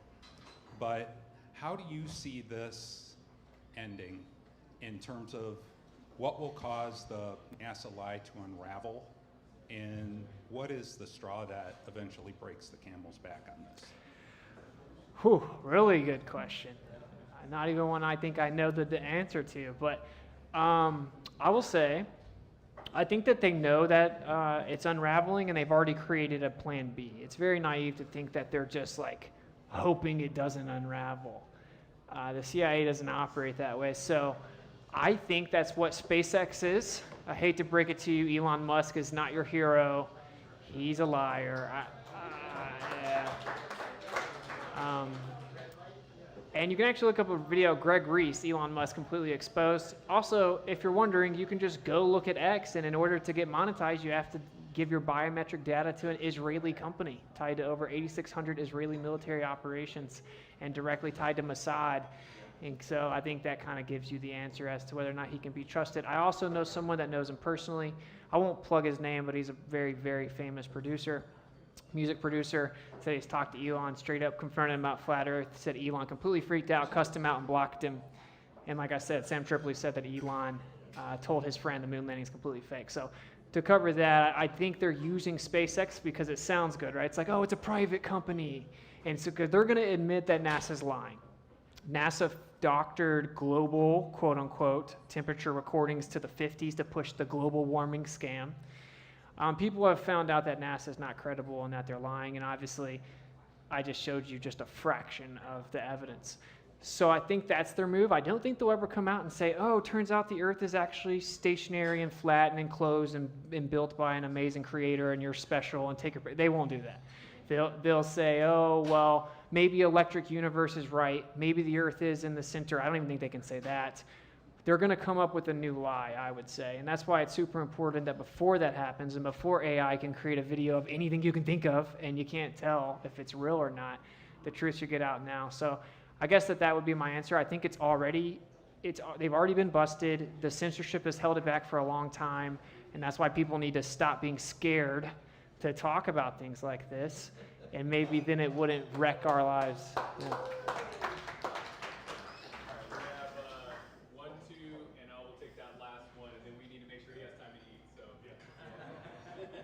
Hi. Hey. My question is about the Challenger in 1985. That blew up with the crew, with the teacher on it, the educator. Yeah. There's a theory that they were never on the plane, and that they actually have been found alive. Yep. Actually, on Facebook, they're professors.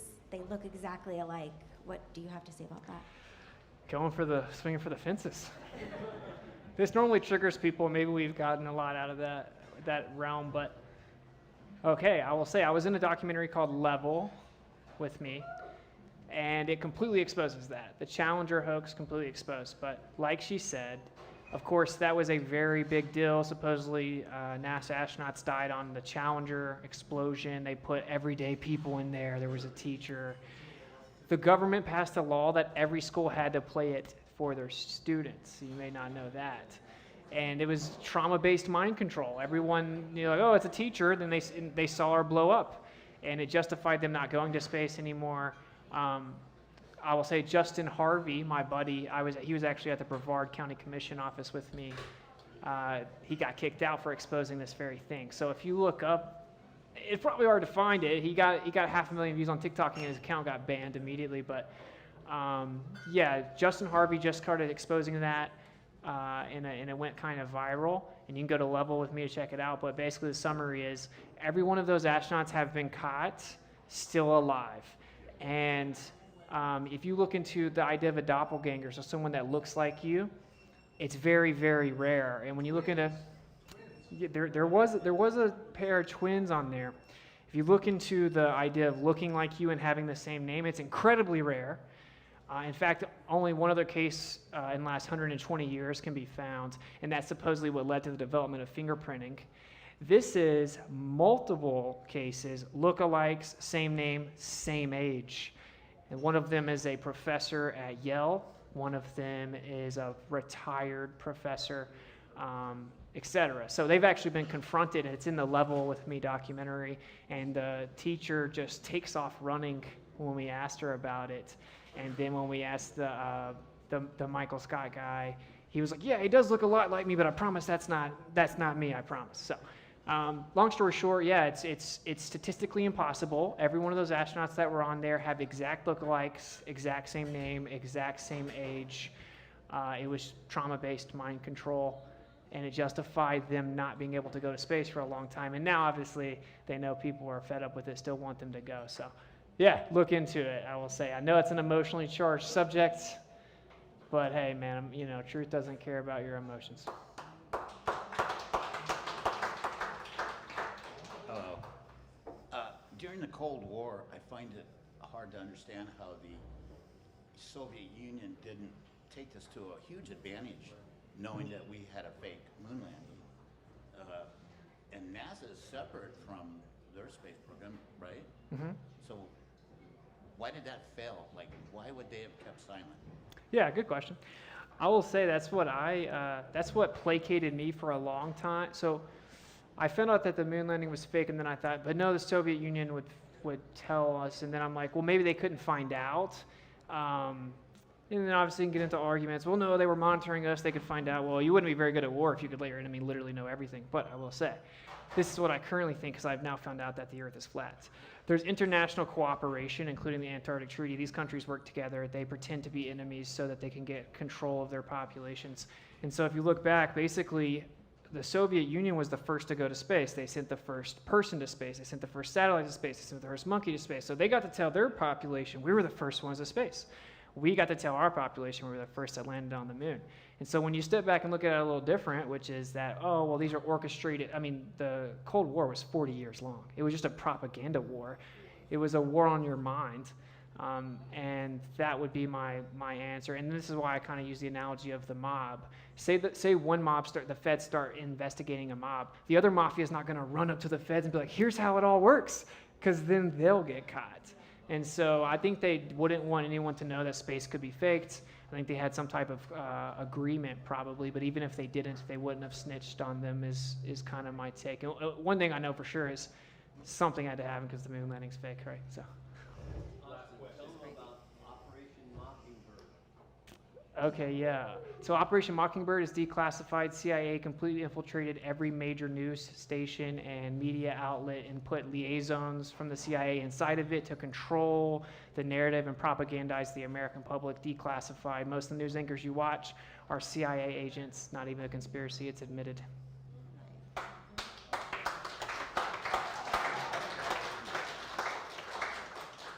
So this is a follow-up on the question regarding the Challenger. I was at Boeing for 36 and a half years. That very day, I was an engineer. I was supposed to go to the Museum of Flight and meet with John Glenn for a presentation on NASA. What is so disgusting is the remorse and the grief that went through the community based on that lie. I mean, I'm here to testify that that went to the bone. And to just be lied like that is literally disgusting. So I experienced that firsthand. Wow, nice. She's not suicidal.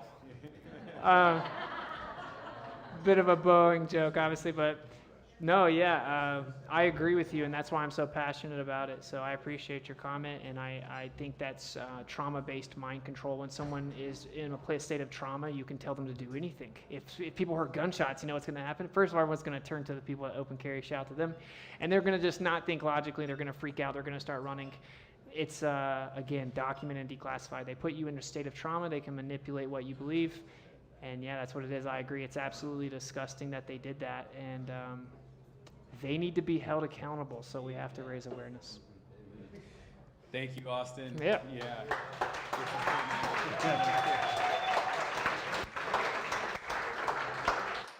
I just want to remind everyone that Austin, this is what he does as a living. And so I just want to mention that if you guys feel so impressed at any point, just look for ways to support his work. You can find him on pretty much any social media platform. And we just appreciate having him in our little corner here of the Treasure Valley today. So let's give him a little shout out and some love today. Yeah. And I'll hop back on the mic in probably about 15-20 minutes to make sure we can get all ready for the 7:30 presentation. We may start just a little longer, make sure he gets time to eat. I'm going to just finish with this one thought. He keeps mentioning the kids, and I want to just say I think this is one of the reasons why this is so important. We have the ability to ask critical thinking questions, and we're going to be held responsible for that, to not just sit and blindly take whatever is put before us. However, kids don't necessarily have that capacity. They're looking to us to tell them the truth. And I feel like we need to take this very seriously. And I think sometimes but this is the most common question, why does it matter? Because this stuff is one thing, but when we get deeper into these layers of cosmology, the most common question that comes up is why does it matter? So why does it matter? Because it's at some point it gets a little bit like, whoa, everything is not what I thought it was. And so I think it matters. Well, there's many layers to this. I don't want to answer because I know Austin will probably go into this, but I would say as we unpeel the layers of why it matters, remember the kids, right? Okay, so I'll leave it there for now. All right. All right, everyone. We're going to jump into our next session, Flat Earth 101. If you haven't already, be prepared to enter a head spin for those who haven't taken a dive into this topic yet. Tomorrow, Austin is going to be with us again to take a dive into even further topics around cosmology, and he'll talk about that. But I love this topic because I think it's one of the ways that we can start to see some of the webs of lives that have been spun around us and other ways that we can become free. So that's part of the topics that we want to discuss in this room today. So again, I just want to introduce, for those who are not aware, Austin Whitsitt is coming to us from Florida, and he has been just a wealth of knowledge in answering or researching, I think, things that may be seen as out there topics, but that we do truly believe are important to have for discussion. And he has devoted his life's work to uncovering these hidden agendas and lies around this specific topic of cosmology, NASA and its foundations, flat Earth, and these topics. So I want to just say again, let's give him our support. If you get a chance, you can follow him on various forms of social media. I believe Whitsitt Gets It is one of his names that he goes by. And so just to look him up and pass the word, spread the word along so people can start doing their own research around this topic as well. Without further ado, we'll bring Austin on.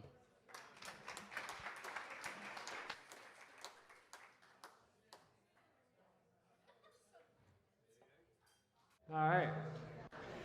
So now for the topic that gets everyone triggered.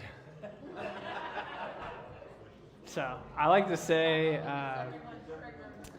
yeah, the earth is flat, don't make it weird. That's what I say. Because it shouldn't be a big deal, right? If I'm crazy and stupid, then okay, cool, chill out. All right, so this is Flat Earth 101. It was really tough for me to figure out what all to put in here because there's so much information. So I'm just disclaimer, there are many slides. I have a tendency to go a bit fast. I'm sorry in advance. We're open for questions afterwards. And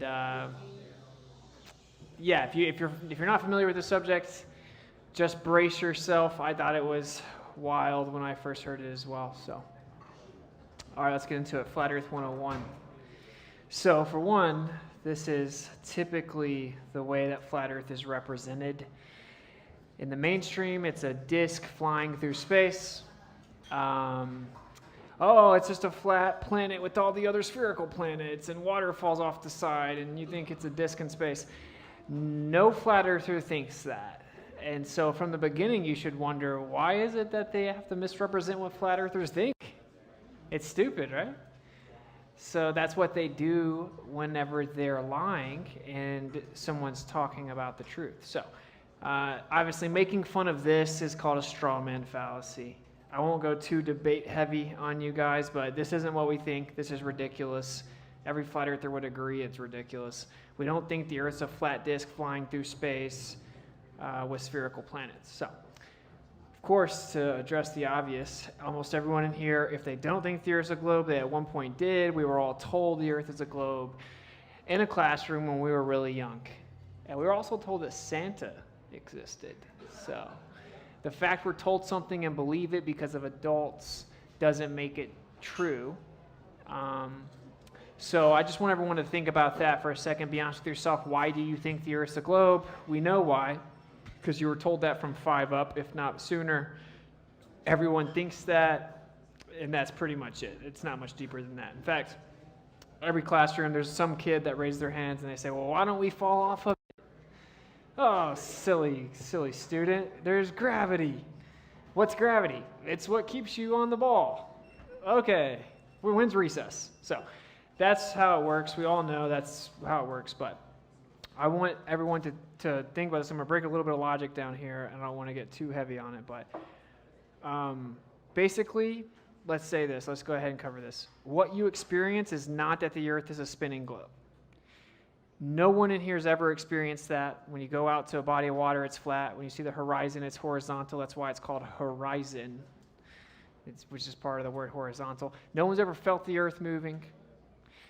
So objectively, what you experience based on observation and experience and empirical evidence is that the Earth is flat and stationary. Now, you might think that's not the case, and they claim, oh, that's just an illusion. It's so big you can't tell. Well, maybe so, right? But on its face, what you experience is the Earth is not moving. The only person in here that might think the Earth's moving has had a little bit too much to drink. So we know the Earth's not moving intuitively. So this is a bit of a timeline. I have a whole stream on YouTube. That's Whitsitt Gets It on YouTube. I break this all down in detail. I'm not going to be able to do that tonight. We're going to breeze through it. But I break down the whole globe deception, the belief that we're on a globe. And this is it. And this is mainstream narratives, right? So you have the idea of the globe supposedly popping up around 350. And that's when you'll get people saying, stupid flat earthers, we've known the Earth was a globe for thousands of years. The truth is that everyone in the world knew the Earth was a flat, stationary plane enclosed in a firmament and everything moved around it for all of recorded history. And even if you believe the story that the Greeks came up with the idea it was a globe, they were considered weirdos. They were like a random weird minority. Side note, they were pedophiles. I don't trust them at all. Who cares what they have to say about the Earth? So just to address the misnomer that everyone thought the Earth was a globe, it's not true at all. In fact, even in China in the 1850s, it was popularly held and known the Earth was flat. And then a Jesuit priest went over there and convinced him it was a globe. So that's just to address that's a lie. But you have the idea that Aristotle looked at the moon and said, that looks like a ball. The Earth must be a ball. And then he said, oh, ships disappear. That must be because the Earth's a ball. And that's the official story. So we'll breeze through all of this. These are very intricate, specific things. Flat Earth is certainly not people that just live in their mom's basement that don't understand things. It's actually people that do diligent research. So I don't have time to go into all of these, but this is what I think is important and I want you guys to know. So we're going to start at 1945, and we talked about that in the last one, Operation Paperclip. It's where we brought Nazis over here, specifically the SS officer of the Nazi regime, Werner von Braun, and put him in charge of space exploration. NASA was working with Disney at its inception, and that's because they are a movie company. So I covered that 1915 NACA was founded, and that was the predecessor to NASA. What is interesting is they were part of what's called the International Geophysical Year, and that's where every major country got together and said, okay, we're going to monitor the North Pole and the South Pole, quote unquote.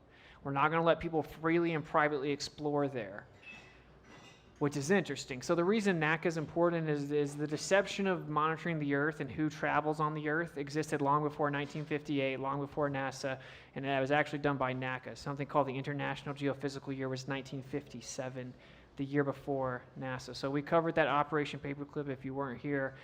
SS officer, Nazi regime, brought over here with many engineers and quote-unquote scientists. They all basically admitted and came clean to all the crimes of the Nazis. They were all tortured, though, prior to doing that, and you may not know that. So he came over and said, sure, dude, tell me what to do. He claimed that he took us to the moon with his V-2 rocket. We covered that on his tombstone was Psalm 19:1, which says that you can't go to space because there's something called the firmament. So very next year, 1946, there was something called Operation High Jump. And that's where the United States explored the Antarctic region, founding the first American base in Antarctica called Little America. This was led and organized by Admiral Richard Byrd. Richard Byrd was then on an interview on national television a few years later. He said, it's astonishing to me that there is landmass as big as the continental United States that no one knows about and remains unexplored. And there's tons of resources, and he thinks it's very important that people go and see what's there and beyond. That's Admiral Byrd, who led Operation High Jump. What's also interesting about this is if you know the history of the Nazis, we won't get too far into that rabbit hole, but you have a swastika. The swastika is actually about the constellation, the Big Dipper. Throughout the year, it has 4 seasons. That's what it's about. It's existed for thousands of years. It's also a symbol of peace. It's nothing to do with what you think it is, according to the mainstream. It's about the Big Dipper. That's why it looks like that's the shape of the Big Dipper, and it changes throughout the year and gives you 4 seasons. You can track the seasons by the position of the Big Dipper. Okay. All that to say, they were very obsessed with ancient knowledge. That's why they picked that as their symbol. It actually gets very weird and occultic, and they believe they track back to what's called the Star People, and that's also why they use the symbol of the stars. And don't know how ready everyone is for that, but yeah, they believe that entities came from the sky, and they were offspring of the children that they created. Crazy, not crazy, they believed it. So they were obsessed with ancient civilizations, and then they became obsessed with Antarctica.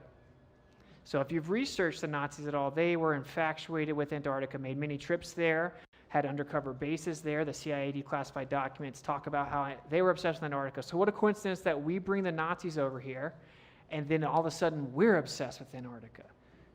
The very next year, so it's called Operation High Jump. All this is declassified, easily verifiable. So we go to Antarctica, we start exploring. The very next year, the CIA was founded. So that's probably a coincidence. So the National Security Act of 1947 established the CIA as an independent civilian intelligence agency within the executive branch. The act charged CIA with coordinating the nation's intelligence activities and, among other duties, collecting, evaluating, and disseminating intelligence affecting national security. As the Great Question alluded to earlier, they actually infiltrated all of mainstream media. They put CIA agents inside of it to propagandize and lie to you, and that's called Operation Mockingbird. If you're watching CNN or Fox News or MSNBC or ABC, you're watching the CIA, and that is a fact. And if you can't come to grips with that, well, you're lying to yourself. It's just a fact. So, the CIA has smuggled drugs, has been involved in human trafficking, has been involved in regime changes, has created all kinds of wars and infiltrated governments and created all kinds of fake opposition groups to start wars to infiltrate that company or that country with centralized banking. If you look at the CIA, they're as corrupt as they come. They were founded the year after we went and explored Antarctica. So I just wanted to put things into perspective for you guys. We have some very bad actors all around this Antarctica situation. 1948, side note, Wernher von Braun authored a science fiction book called Project Mars. And in this science fiction book, the main character's title is Elon, and he founds the first civilization on Mars. Well, what does Elon Musk claim he's about to do? It's just a movie. It's just a script that they tell the public. They wrote it in science fiction books. The moon landing was predicted by Jules Verne, another Freemason in the late 1800s, verbatim exactly where it would be on the moon. Everything about the moon landing was predicted in a science fiction book. Meteorites predicted in a science fiction book before they were allegedly discovered. The Titanic was prophesied or predicted in the Titan, the science fiction book. So what you'll start to find out is that there are groups of people, they write science fiction books, and then they say, okay, let's tell the public that really happened. So that's what happened here. You can think it's a coincidence, but I think it's relevant because of Wernher von Braun, obviously, like I said. Elon founds the first civilization in Mars, written in 1948. 1952, the NSA was founded. So right around this time that we bring Nazis over here, we start popping off intel groups. And if you don't know, the NSA monitors every single square inch of your life. Obviously, Edward Snowden came out, tried to tell us, and he's on the run to this day. So just threw that in there because it's interesting. So you have 1955, Operation Deep Freeze, and that's the code name given to a series of U.S. missions to Antarctica.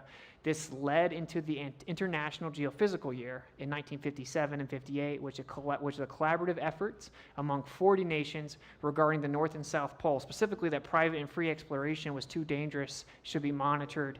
All major countries agreed, we're going to not let people privately explore there. This was actually basically spearheaded by NACA, because again, 1955, NASA did not exist yet. So we'll have to skip through some of the details. You should definitely look into the history of flat Earth and how the deception began. I'm giving you a brief overview, but they were still obsessed with Antarctica many years after we brought the Nazis. This is a decade later.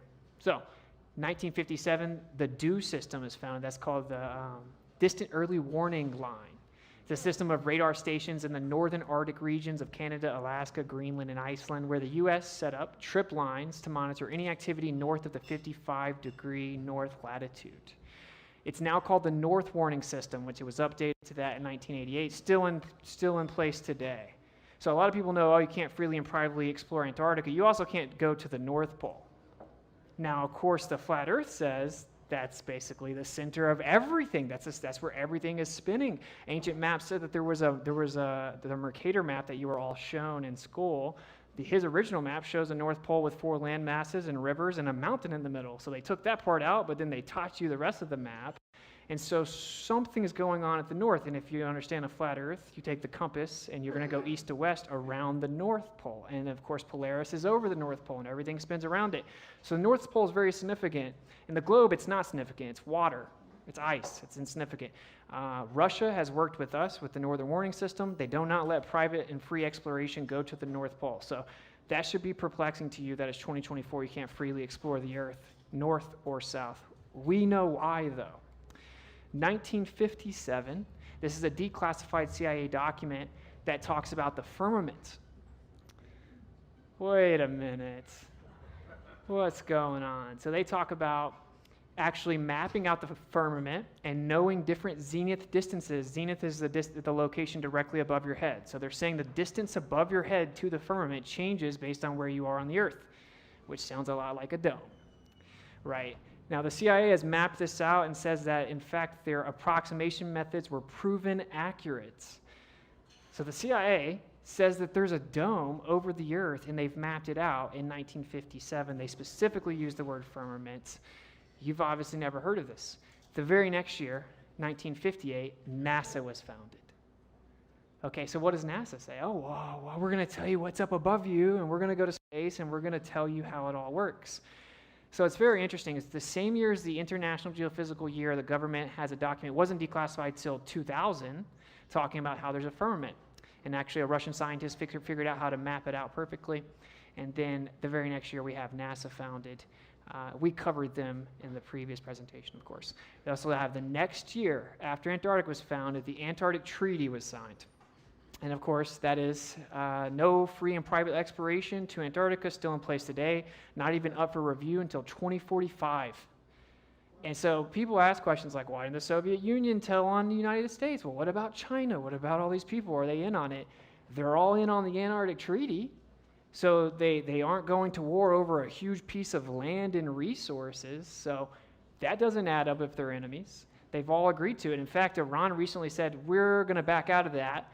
We think we have, entitlement to Antarctica. You know what happened recently, maybe. The Iranian president died in a helicopter crash. Side note, Slovakian prime minister came out and said, I'm going to expose the pandemic and everything that happened with it, including the bioweapon called medicine.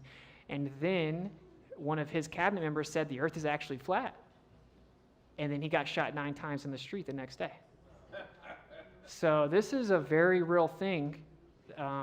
So anyway, every single country has agreed, major country that has power to do anything, that they won't let you freely and privately explore it.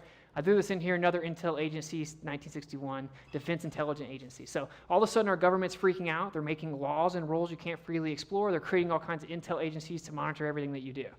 So a little pattern recognition will tell you what's going on. Next year, 1962, Operation Fishbowl. It's part of a bigger operation called, this is all declassified, of course, called Operation Dominique, which translates in Latin to of the Lord. So this is Operation Fishbowl of the Lord. What does that mean? They're shooting rockets, high altitude, quote unquote, nuclear tests. We'll get into the nuclear bomb fiasco. That's a hoax, but it doesn't matter. They're shooting weapons at high altitudes, and then they call that Operation Fishbowl of the Lord. And they find out that the bombs explode at certain heights. 1962. You couldn't make it up, bro. You couldn't make it up. You know what else happened in 62 right after that? JFK said we're going to the moon. Same year, like a month later. And we covered this. He said, oh, we're going to go not because it's easy, but because it's hard, or whatever. Now, we know what happened to JFK. He got assassinated. The CIA was directly involved. Mossad was directly involved, called out AIPAC, called out Israel, called out a bunch of things you're not supposed to call out, called out the Federal Reserve. He's a little too big for his britches. Arguably found out he couldn't go to the moon and would blow the whistle on it. So we'll move forward here, and then you have the Apollo missions in 69. We landed on the moon allegedly. Then 72, the last one, where they slingshot around the moon and take the picture of Earth. And there it is. Debate over. The blue marble, the infamous blue marble. So this shut it down. So when people say, well, what is exposing NASA matter? Well, they're the ones that supposedly proved the Earth's a ball. So there is the history there, so you know they don't claim to even have a real picture of the Earth since then until like 2015. The default wallpaper on all the iPhones was a globe. And admittedly, Robert Simmons, the guy who did that and was contracted by NASA, said it's completely photoshopped. We take pictures at high altitude with planes. We put it together with a flat map. We then wrap it around a sphere. And then we come in and we paint it with Photoshop and paint. Direct quote, basically. Paraphrase quote from NASA themselves telling you that the default wallpaper in 2002 was a cartoon. Why would you have to do that?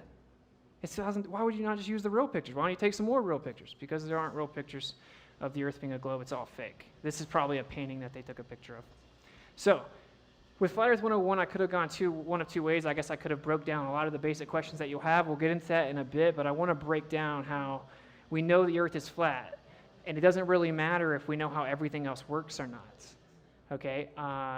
So if the Earth is a sphere, then it has specific things that have to be true. It has to be a certain size, it has to be spinning. If it's not a sphere, then what is it?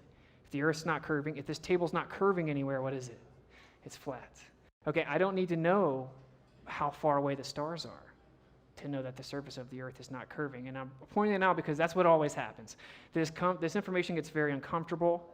People don't like to hear it, so they default to, well, then how would this work? How do the eclipses work? Well, what are the stars? What are the planets? How far away are they? How far away is the bottom of the ocean? Like, bro, we don't have to know how everything in the universe works. It's insane that people were brainwashed to think that you could know how everything in the universe works. Just pointing that out because I already know that's how it works. People don't face the information and the evidence for what it is. They just try to find some question they think flat Earth can't answer, and then the Earth becomes a globe again. That's not how it works. So claim number one, because we covered that the default position is that the Earth is flat and stationary. That's what you experience. Just like how I have this water in the cup, and if I turn it, it keeps finding level and being flat.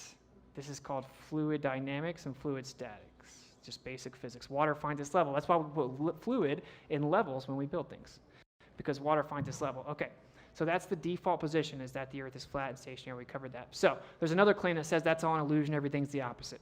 So let's cover it. Claim number one is that the Earth is spinning 1,000 miles per hour at the equator, revolving around the sun 66,600 miles per hour on a tilted axis of 23.4 degrees, which taken from a 90-degree angle is, of course, 66.6.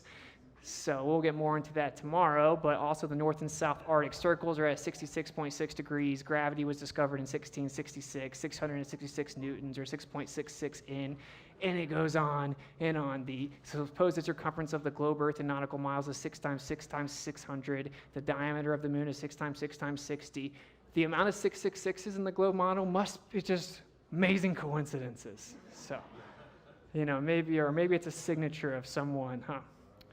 So that's the first claim. Second claim is that the Earth is a sphere with a radius value of 3,959 miles. Now, this is 101, but 101 of flat Earth, you gotta figure this stuff out.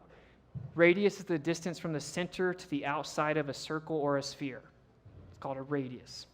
They claim the Earth has that radius. That's very, very important, and we'll get into it. Third claim, the Earth is a sphere in the vacuum of space. These are all cartoons, notice? By the way, I looked for real ones. They don't exist. They're all cartoons. So that's how you know it's real. So these are the primary three claims we're going to test. The heliocentric model has the burden of proof for these positive claims. Reiterating that because everyone thinks about this backwards. They think, oh no, but how does flat Earth answer this, this, this, and this? You think everything I experience is backwards and it's all an illusion and the Creator tricked me. You have the burden of proof to prove that everything's the opposite. This is another cartoon if you didn't notice. All right, so claim number 1, that the Earth is moving. And again, just to reiterate so you know exactly how much it's moving allegedly. It's spinning 1,037 miles per hour east of the equator. Most people know this stuff. It's actually wobbling 3 different ways while it's spinning. It's then orbiting around the sun, 66,600 miles per hour. And then it's actually going through the galaxy at 500,000 miles per hour with the sun. The galaxy then goes through space 1.2 million miles per hour. Supposedly we're experiencing all of those motions, but you can go out, it can be completely still. You can balance rocks, pebbles on top of each other 20 feet high. But actually all this is going on. They will claim, well, you just can't tell. It's magic. That's what I call relativity. So, all right, I'm going to try to breeze through this. This is more technical stuff. You can go to my channel to learn more about it, but this is an autobiography. No physical experiment ever proved that the Earth is actually in motion. Lincoln Barnett in The Universe and Dr. Einstein. No one's ever proved the Earth is moving. This is Einstein himself telling you that the sun being at rest or the Earth moving or the sun moving and the Earth being at rest are equally valid, and you can't prove that the Earth is moving. Here he is again saying every time we try to develop a test on the Earth to prove the Earth is moving, it failed miserably. We can't prove it. In fact, my theory of relativity had to explain away the fact that everything shows the Earth is not moving. Here he is saying that no optical experiment can prove that the Earth is moving. I'm going to breeze this. All this is very important and somewhat technical. This is something called Michelson-Morley. One of the most famous experiments in all of physics, changed the entire world of physics.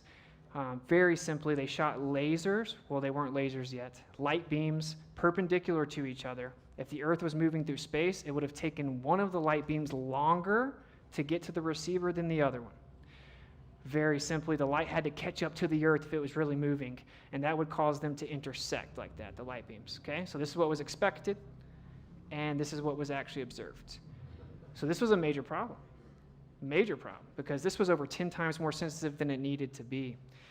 This is where you get Einstein. We won't even get into how insane that person was, but you know, married his first cousin, wanted to hook up with her daughter, was an ethnic supremacist, so on, so on. So, doesn't mean his physics is wrong, I guess. Here's another very famous physicist, an author, Ronald Clark. He's explaining what happened after that test was that they had a serious problem, and there was only a few options, one of which was, he phrases it as scuttling the whole Copernican theory, which is the idea that the Earth is flying around the sun. It's not special, it's insignificant. So basically he's saying, one showed that the Earth wasn't moving, as it says here, was standing still, but that wasn't even an option. Why is that not an option? Isn't that how we experience the world? Isn't that how we build everything? Isn't that literally what we've seen since we were born? How is it not an option? That's not science. Anyway, going forward, this is more technical, but they claim that the apparatus contracted and got smaller, so it looked like the Earth wasn't moving, but if you went to try to measure it, it's going to look like it's the same size. I want everyone to grasp how insanely ridiculous that is. It's like me at this table shrank, but if you come measure it, it's going to measure like it's the same size. But trust me, bro, it got smaller. You just can't tell it got smaller. And that's because it's flying through space right now. So it's getting smaller in the direction of motion. But try to measure it, well, your ruler's going to get smaller too. So it's going to look like it's the same size. This is official mainstream physics, top-line academic sources. This is why people won't debate it, by the way. So here's Einstein straight up saying, well, if these tests are true and we are detecting a little bit of spin, then my entire theory is wrong, collapses like a house of cards, etc. So this is supposed to be 101. This is much more complicated. Long story short, here are all the other tests that have proven that Michelson-Morley shows the Earth is stationary. There's a drift. You can measure the sky moving. There are no answers. No answer. Most people kind of default and think, oh, well, I just don't get this stuff. There's a physicist or scientist that's smarter than me that's done it or understands it. Well, tell them to hit me up, because I've talked to many of them, and they admit they don't have an answer for these things. So to summarize the motion part, obviously it's simple. You don't experience the Earth moving. Here's Einstein saying, when I was a student, Michelson proved that everything on the Earth happens as if the Earth is in a state of rest, and you'll never notice anything on Earth as if it moves. It doesn't move, huh?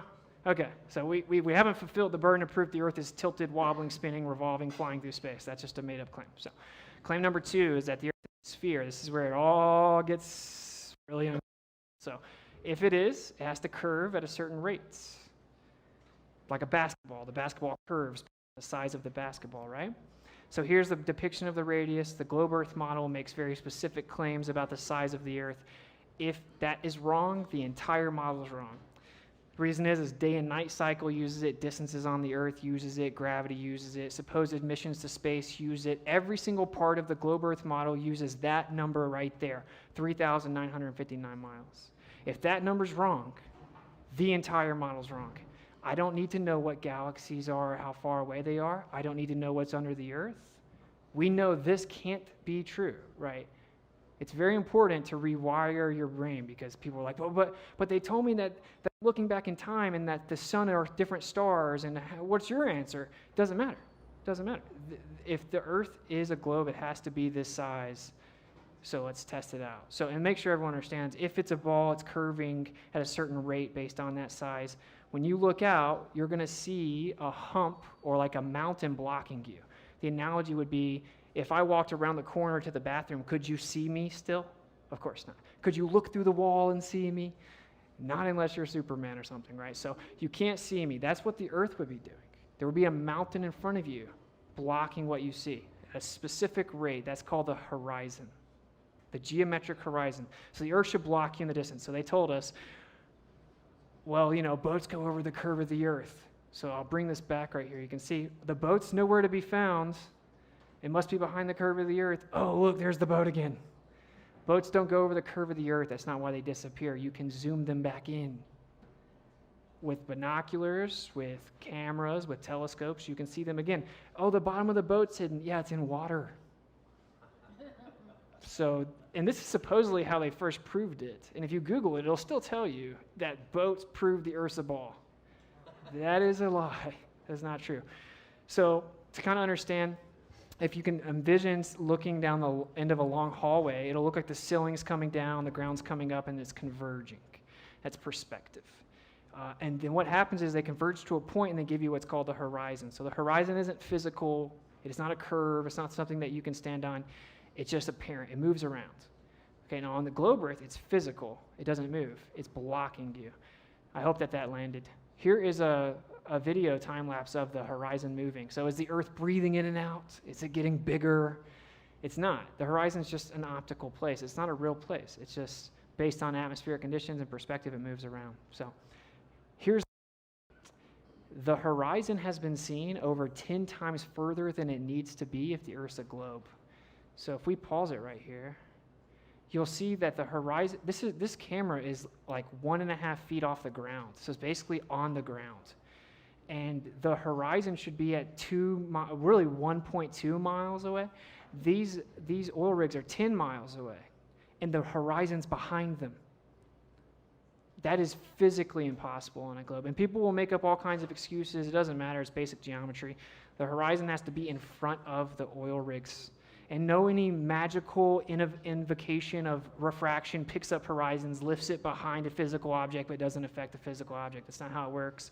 That's just a made-up story. So this right here refutes the globe. Here's a contrasted, higher quality image of that. You can see the horizon's clearly behind the oil rigs. The way that you can tell is the oil rig on the left is blocking the horizon. So obviously the horizon is behind the furthest oil rig. Again, at 1 foot off the ground, you should see the curve of the Earth at 1 mile, and that's over 10 miles away. This is physically impossible. This is why flat earthers exist, by the way. They went and looked at the Earth. It's going to get a little more uncomfortable, though. So these mountains are 255 miles away from the observer, and the observer is at 9,824 feet. There should be 12,800 feet of curvature blocking those mountains. That means there should be over 2 miles of vertical curvature blocking those mountains. You shouldn't see them. They should be below 2 miles of Earth curvature. Do you guys know how long a mile is? That's a lot. If there are 2 miles of Earth curvature, why am I just looking out, seeing the mountains right in front of me? Now, this is infrared, and the tallest mountain in this picture should be an additional mile below the curve of the Earth. This is a major problem if the Earth's a sphere. It is not possible. The Earth would have to be a sphere of over a 250,000 mile radius. It is not. So there's one observation that's direct refutation. Here is actually in the Guinness Book of World Record for the longest line of sight observation ever. Now, you guys know what line of sight is, right? That means I have to look in a direct line drawn from my eye connects to what I'm seeing. This is how the military uses weapons, for example, LOS, line of sight. This is in the Guinness Book of World Records for the longest observation ever, longest line of sight, 275 miles away. So the observer is 9 miles, or 9,000 feet up. So the mountain should be over 3 miles below the horizon. But the mountains are right there. Now, I got a question. If the earth were flat, what would you see if you looked out to see the mountains? Would you maybe just see the mountains? That's why you see them. I don't know how else to put that, but it's pretty simple. This should be over 3 miles below. This should be over 2.5 miles below. They are not. They are observed. Now, here's the Canigou Mountains observed with the sunset. I'm going to play a short video to explain this. But basically 2 times a year, based on the sun sets in a different place throughout the year, it sets behind these mountains, and you can book a flight right now to fly out there in October, and you can know that you're going to see those mountains. And the way you know that is because the sun's going to set behind them and backlight them. Those mountains should be completely thousands of feet below the Earth's curvature. And what do they claim? They claim that it's refraction. So we'll just go ahead and address the elephant in the room if you looked into it. This can't be refraction. That's a shadow. Refraction is about the bending of light. This is the absence of light. It's a shadow. Shadows can't bend due to refraction. They're not light. They're the absence of light. This is physically impossible on a globe, and there's actually no way around it. Even worse than that, you're claiming that refraction just conspires with the Earth on those 2 certain days the sun sets behind the mountains to make the Earth look flat. So we're getting really crazy. Like, who's the conspiracy theorist again? You know, like, this can be reliably observed. So I'm going to play, I don't know how long this is. I'm going to play a couple minutes because I think he breaks it down for you just so you know the evidence. Maybe I shouldn't actually, though. I'll play a little bit of it. Times of the year. Okay, let's check it out. Canigou is a mountain located in France that has a top elevation of 9,134 feet. Twice a year, in February and October, many people go to Marseille, France, to film Canigou. At these 2 times of the year, the sun sets directly behind the distant Canigou, creating a mountain silhouette. This event has been observed since at least 1808, and here's a photo taken in 1898. It's a beautiful event, one that I hope to see my...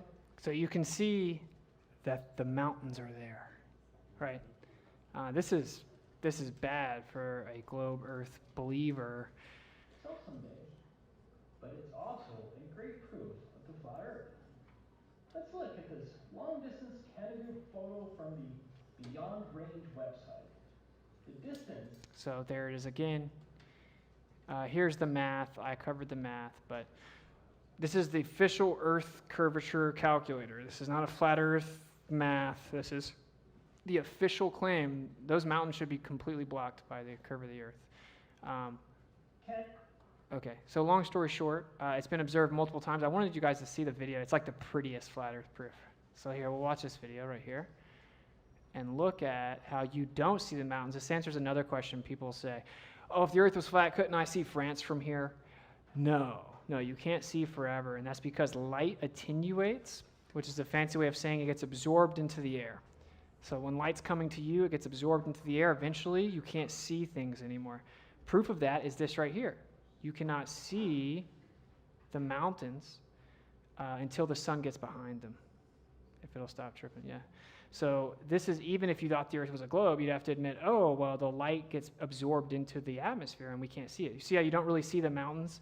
And actually, if you go right before this, you don't see the mountains at all. I want everyone to kind of get this. If you see here, you don't see the mountains, then you start seeing them. It's because the sun's a super bright light, now it's not completely absorbed, and now there they are. Now, can we all just be real with each other? Can we level with each other? Those are just the mountains. We're just seeing the mountains. The alternative claim is that's an illusion. Those aren't there. If you think the Earth's a globe, you have to think that those mountains are not actually there. Well, I can book a flight right now and go see them on a specific day. So that is a direct falsification of the Earth being a globe. Here are some more, and then we'll get into some of the basic questions people typically have. You can do something, everyone in here can do it for like $10. You can take a mirror, go to the beach, and you can reflect light with a mirror. You can stand on the other side based on how far away you are. The earth should curve and block the mirror. You have to have a direct line of sight with that mirror because the light has to reflect at a certain angle to see it. We've done mirror flashes over 20, 25 miles on the beach, directly on the beach. Should be under like a mountain of curvature, yet you can just see it flashing. In fact, the military has used this for years because it's a silent form of communication to people to know target acquirement and know their position. So the people will use little pocket mirror flashes in the military because then they can't hijack the comms and hear where they're at. So the military knows that the earth is flat. Here's something called specular reflections, a proof that everyone can go look at for themselves as well. So I put these in here. You see the mountain is reflected on the water. People have probably seen this before. If the water begins to move just a little bit, you see how the picture gets distorted. Okay, that's called a diffused reflection, meaning if the surface is not flat, the light will not reflect and you will not get one of these. So the fact we're looking over large bodies of water and we're seeing the direct one-to-one reflection means the surface of the water has to be flat. If you ever seen like a clown house mirror, you look all distorted, it's because the mirror is bending. If the water's bending, you can't get a reflection. It's called a specular reflection. If the earth is curving, you would have a diffused reflection. This would be impossible. They're observed all the time, all over the world. This is a falsification of a globe. Here's another really simple one. If the earth is a ball and I'm standing on top of the ball, the earth is going to curve down and away from my feet in all directions, right? Because it's a ball. So I'm standing on top of the ball, it's curving down and away from my feet. That means as I get higher, the earth's going to be further and further below me because it's curving down and away from my feet, right? It's a ball. Now here is what happens in reality. When you go higher on the earth and you look at the horizon, if this will work, it's frozen. How dare them.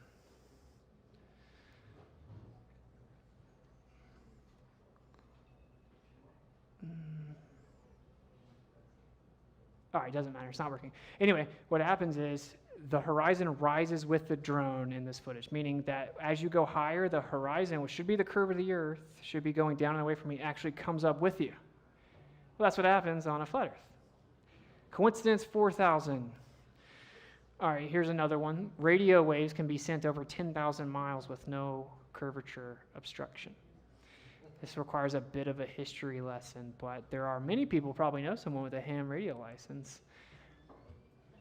And they falsify the globe on a daily basis. So this is how radio waves work. They're actually light. They're non-visible spectrum of light. Most people don't know. We only see about 1% of the spectrum of light. So back in the day in 1901, Marconi sent radio waves across the Atlantic Ocean, and he sent them like 2,200 miles, and everyone's like, bro, you're crazy. You're not going to be able to do that. The curvature of the Earth is going to block the radio wave at like 200 miles.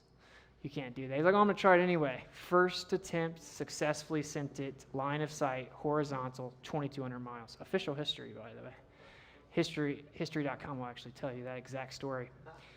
So then what did they do? Did they accept, oh, the Earth is flat? Of course not. They said there must be a layer around the Earth where the Earth or the radio wave reflects back down to the Earth. And so, because of course, if I shoot something out straight and the Earth's curving underneath me, it's going to start going towards space. Oh, well, there's something up there that's going to reflect it back down, and it's pure coincidence it landed right where you had that station that was trying to receive the signal. So that's a cool story, and it's called the ionosphere. And they claim that it goes 30 to 40 megahertz. So to keep it pretty simple, it's just the frequency of the wave. The problem is, if anything is over that frequency, it goes right through it. And this can be tested in a lab, right? Ionized gas is called plasma. So when there's a charged up gas, it's called plasma. It'll reflect radio waves. But if the signal's higher than the frequency of the plasma, it'll go right through it. We have radio waves, here are a few, 106 megahertz, so well over 30, going 2,500 miles. These are the world amateur records. 2,100 miles, 2,500 miles, 2,700 miles. And these are not even the worst ones. We have them going up into the gigahertz, going hundreds or thousands of miles. Direct line of sight, horizontal propagation refutes the globe. So this happens every day. That's a problem. Again, they claim it bounces off the ionosphere. These frequencies are too high to do that. So how are we receiving them thousands of miles away? Here's a military document called Propagation of Electromagnetic Fields Over a Flat Earth. In order to create a ground weapon system, they had to assume the Earth was flat, specifically a dielectric plane. Here's another Army military document. Computationally efficient algorithms for estimating the angle of arrival of helicopters using acoustic rays. So to interpret their data of sending out sound waves at the ground to land, had to assume the Earth was flat. That's a major problem because if it's reflecting off a sphere, it's going to be at a different rate or duration. Derivation and definition of a linear aircraft model. In this document, it says you have to assume a flat and stationary, non-rotating surface of Earth. I will tell you there are maybe thousands of these. So it's no secret. The excuse is they do it just because the math is simpler.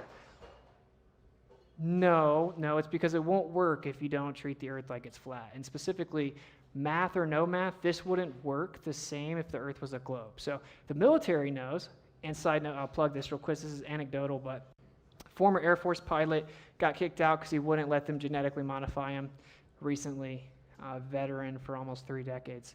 He was a WSO, Weapons Specialist Officer, and he told me about how when they were overseas, deployed in Afghanistan, they saw the K2 mountain range, which is 28,000 feet tall, while they were flying at 28,000 feet up, directly level with them from 300 miles away.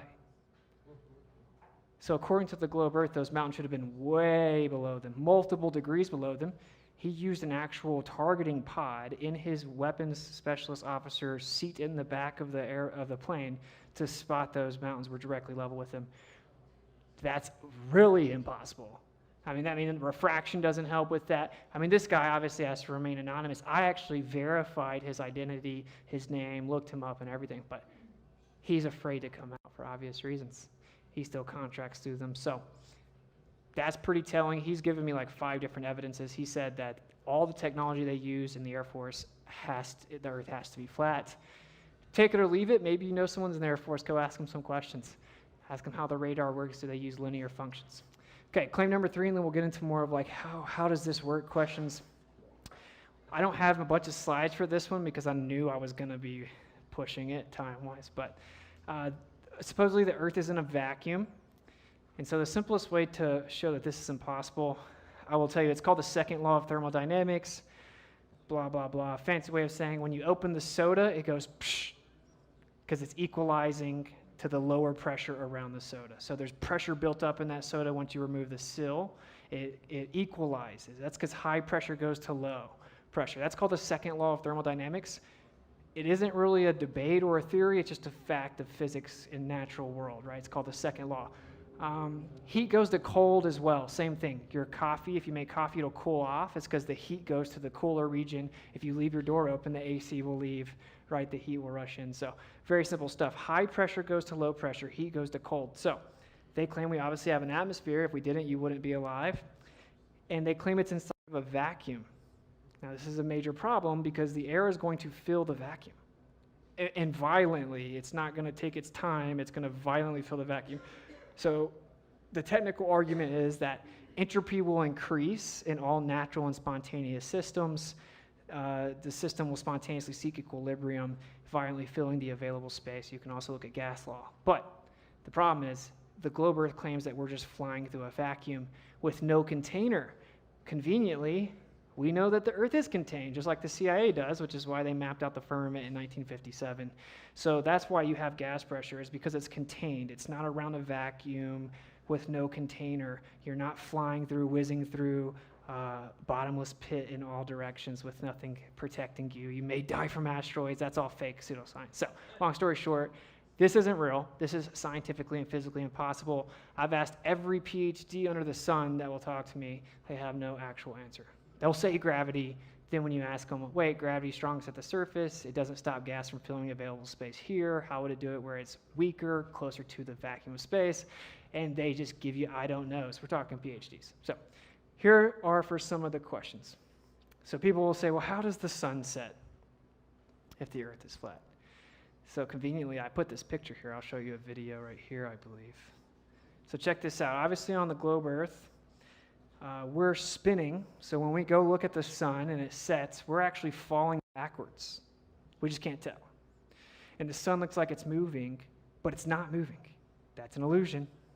And so when the sun starts setting, it's because we're falling backwards, and then the Earth's curvature blocks the sun. Okay? Other option is we don't feel like we're moving because we're not. The sun looks like it's moving because it's moving. I know, I'm crazy. So now here's a problem. They claim that the sunset happens because the Earth's curvature blocks it. The sun's going below the Earth, right? Well, here's a video of the sun, and people will say, oh, because it disappears bottom up, it can only be the curve of the Earth, blah, blah, blah. Here's an actual video of a real sunset. Wait a minute. What's happening here? The sun is setting way above the horizon. So the curvature of the Earth isn't blocking the sun right here, is it? So this proves that, no, the sunset happens because it moves away in the distance, and based on the horizontal layers of the atmos, it gets too far to see it.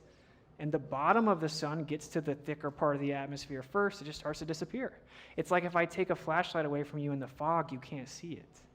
See, flat Earth isn't super complicated, and anyone that tells you sunsets don't work on a flat Earth are sadly mistaken. In fact, they only work on a flat Earth because here we are watching them disappear above the horizon.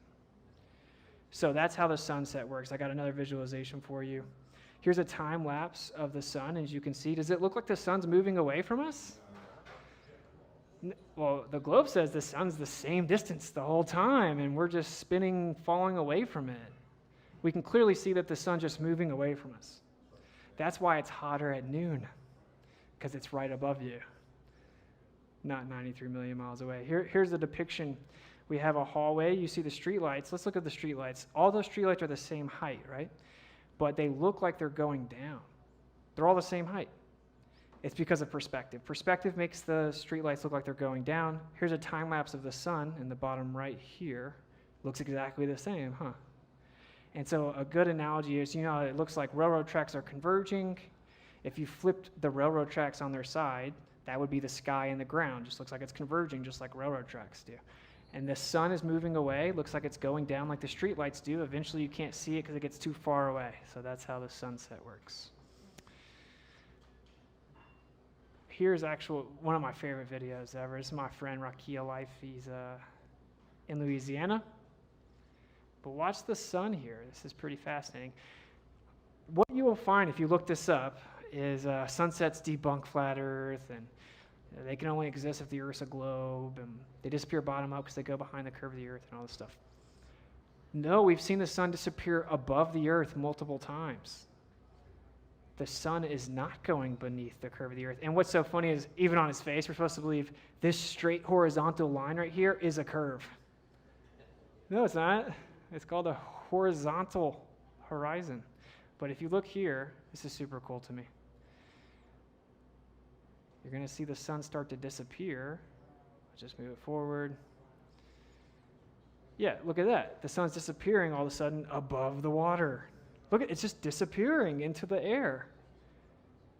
This is, of course, proof that the sun disappears because of the atmosphere. There is no sphere, of course, because air doesn't have a shape, and nor is the Earth a sphere, but you get it. The atmos. So there's proof of that. To cover that, here's a few more things to wrap this up. So day and night cycle, people say, why isn't the whole Earth lit up, right? Like, why isn't it daytime all around the Earth if the Earth is flat and the sun's here locally? Well, we just covered why, right? The sun disappears into the air. It can't travel forever, the light. I won't go into the fact that light can't actually travel in the first place. It's a whole thing. But anyway, here is a depiction of how day and night works on a flat Earth. So here's a dome. We're going to take a light source, and you're going to see how it works. This bottom animation here is the actual day and night data throughout the year, so June, March, December. What a coincidence, if you put a light source near a dome over a flat Earth, it perfectly matches day and night on the Earth. That's coincidence 4005. So as to whether or not day and night works, of course it does. No, it wouldn't be daytime all the time. No, you wouldn't see the sun from across the whole Earth. Unless you deny basic physics, I guess. But just so you guys know, that is how it works. Hopefully I feel like visualizations are normally better for people. So that's how it works. You see how obviously part of the earth is dark there, right? And then as the sun moves around it, it's going to give you day and night. So just like we see, the sun rises, it goes over our head, and then it goes away. There's another claim that says the sun's not actually moving. So you decide. All right, another question we get, because there's only a few I have on here, seasons. I figured a lot of people may ask questions, but here's how the seasons work. The sun moves in and out from the center throughout the year. So over a flat earth, it just moves over top of the earth. So obviously right now, it's summer for us, so the sun is closer to us like right here. You can also take a time lapse of the sun and it does a 360 around you in the north. So like in Alaska, you can see 24-hour sun. The sun goes in a perfect circle around you. Well, yeah, that's how it works on a flat earth. And then it moves back out throughout the year, and that gives you winter because the sun's further away from you. So you have shorter days. It gets darker quicker, and then you have the winter because the sun's further away. Now it's their summer. So that's how it actually works. I bet most people in this room don't even know how the globe model claims it works. I'll tell you. They claim that the earth is tilted. So if you look right here, they claim that the earth's a ball that's tilted, the sun's coming from 93 million miles away, and it's heating up the earth. There's a problem, though. So we see that if we look at the temperature signature data, right, so the actual heat temperature of the heat signature of the earth, the hottest part is the equator. Most people probably know that. Well, if the earth is a tilted ball, if you look up here in the top left, the sun rays are actually going to hit the earth slightly above the equator first. That means if the earth is a ball, the hottest part of the earth should be above the equator, because the sun rays will hit the earth first because it's tilted towards the sun. I have never heard a rebuttal. I've been in this for 8 years. I've talked to all of them. There is no rebuttal to this. This is a major problem. Now, look at the bottom left. Oh, remember we saw the sun just moves in circles over the earth. Of course the equator is the hottest. The sun is over that area the longest. So it makes perfect sense on a flat earth. And this is why you get the analemma, because the sun moves out away from you, and then it comes back and gives you your seasons. It changes its path throughout the year. That sun actually gets smaller in the winter because it's further away from you. It literally is smaller in our sky, even with solar filters. So that's a major problem for the globe. It's also an explanation so everyone knows how it works. A few more things and we're almost done. So people will say, well, how do all the planets move? How do the orbits work? Stuff like that. If you see here in the center, this is the Earth in the center. So this is a geocentric model, which means Earth-centered, right? So if you have the Earth stationary, it's in the center of the universe. It's just all the planets mapped out on a stationary Earth. And it makes a flower of life. So this is sacred geometry. It's called a flower of life. Now, what's interesting is this right here on the left is a Farrell cell image of a magnetic field. So magnetic fields give you that exact same pattern. So when people say you have no flat Earth model, no, actually we have a far superior model. It's seen at all scales of physics, from quantum all the way to the cosmological scale. And it perfectly matches the sacred ratio, the golden ratio, the flower of life. Now, the heliocentric model is just like chaotic. It doesn't make any sense, but the stars keep resetting. So here's a few more depictions for you. So you remember I showed you guys a fake model. This is the real model. And someone asked about the ISS earlier. If you look here, this is the ISS trajectory on a flat Earth. Interesting. It's the same exact pattern as the magnetic field. It's almost as if there's a magnetic field and they can catch the field lines and move around. What's even funnier is they said we can't go to space because of the Van Allen radiation, right? Well, yeah, they can't go to space. They're in a torus field. It's a magnetic field. There's a firmament. So now what's interesting is why does the ISS not go over the North Pole or the South Pole? So this is very quickly flipped around, and now the ISS is a major problem for everyone but flat earthers. This avoids the North Pole and the South Pole. All satellites do. These are all the paths of the planets. This is the magnetic flux data mapped on a flat Earth. It does a vortex. I encourage people to look more into a lot of the specifics of this. I don't have time to go into the technicalities, but just so you know, these are Farrell cell images of a magnetic field. That's how they look. The planets perfectly match it. The paths of quote-unquote satellites perfectly match it. So when they show you this is fake. This is not what anyone thinks. And if flat earth is so stupid, you wouldn't show people that. You would show them this and tell them why it's stupid. They'll never do that because this is the unified theory of everything. It's hands down far superior to anything that modern physics has to offer. So in conclusion, that is our actual model.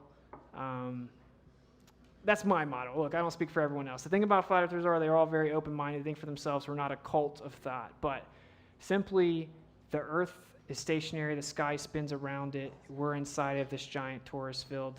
Like I said, this may be a foreign concept to you. You should look into it. But in summary, what we know it's not is this. This is not real. And it's okay. It's okay. So, there you go, Flat Earth 101.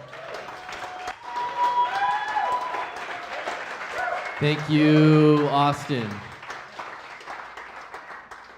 He's all the way out here from Tampa, Florida, by the way. Isn't that awesome?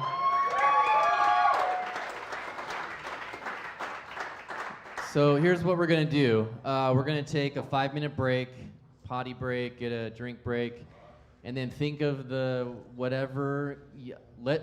Feel free to think of a question that just annihilates everything he just said. Think of the hardest question that you can come up with that just blows this away, and he has no answer for it.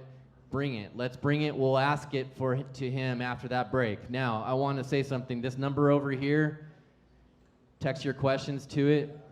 That's the number that is that has been on all of our public websites, and there are thousands of texts coming in because of Heterosexual Awesomeness Month.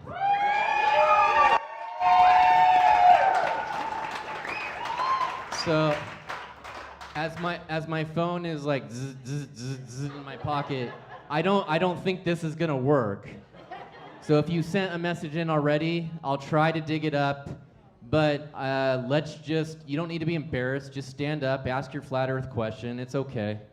And we'll go around. I'm gonna walk around to you and you ask the question instead of doing it this way. Let's just go around. I'll hand the mic to you, ask the question, he's gonna answer it. 5 minutes, take a break. Talk to you soon.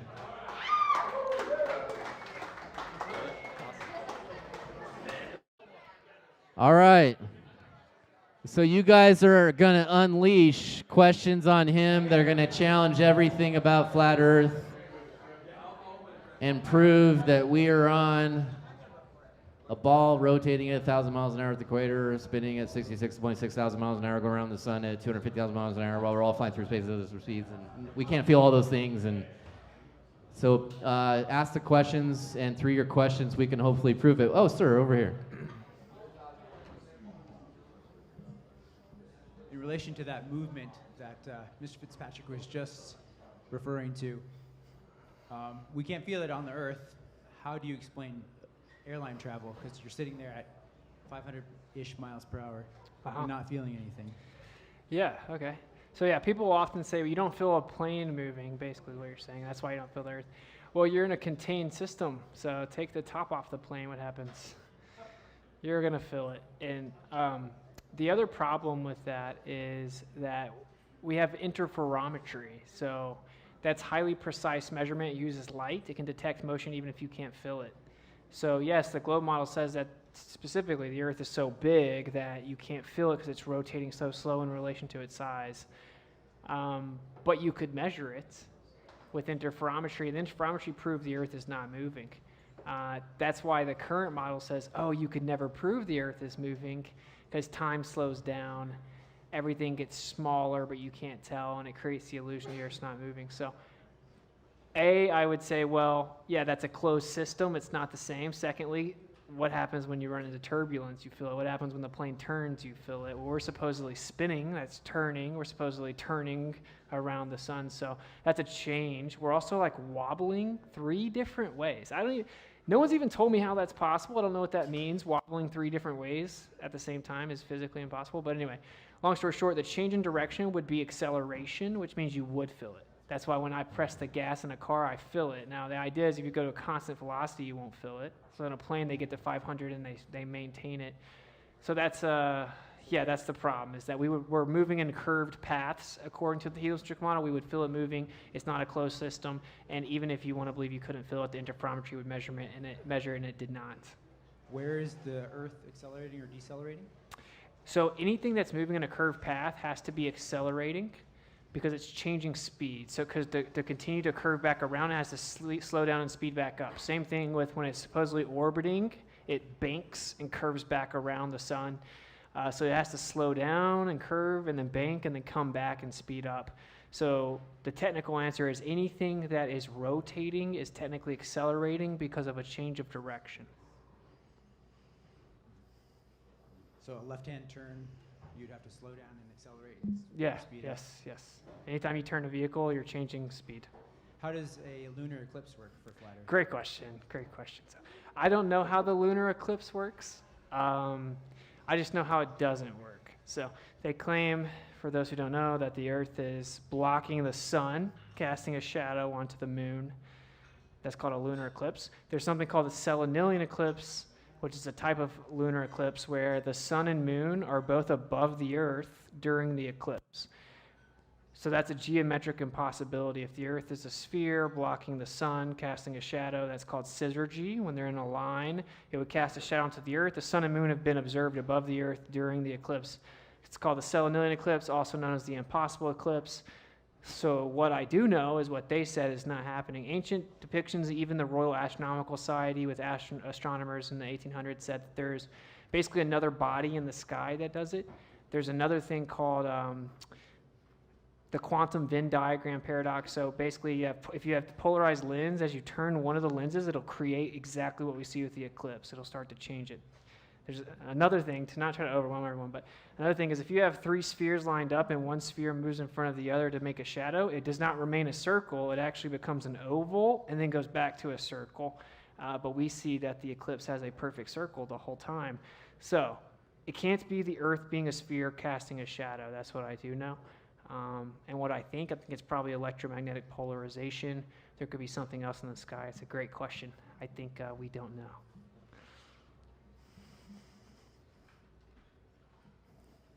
Yes, sir. Your name?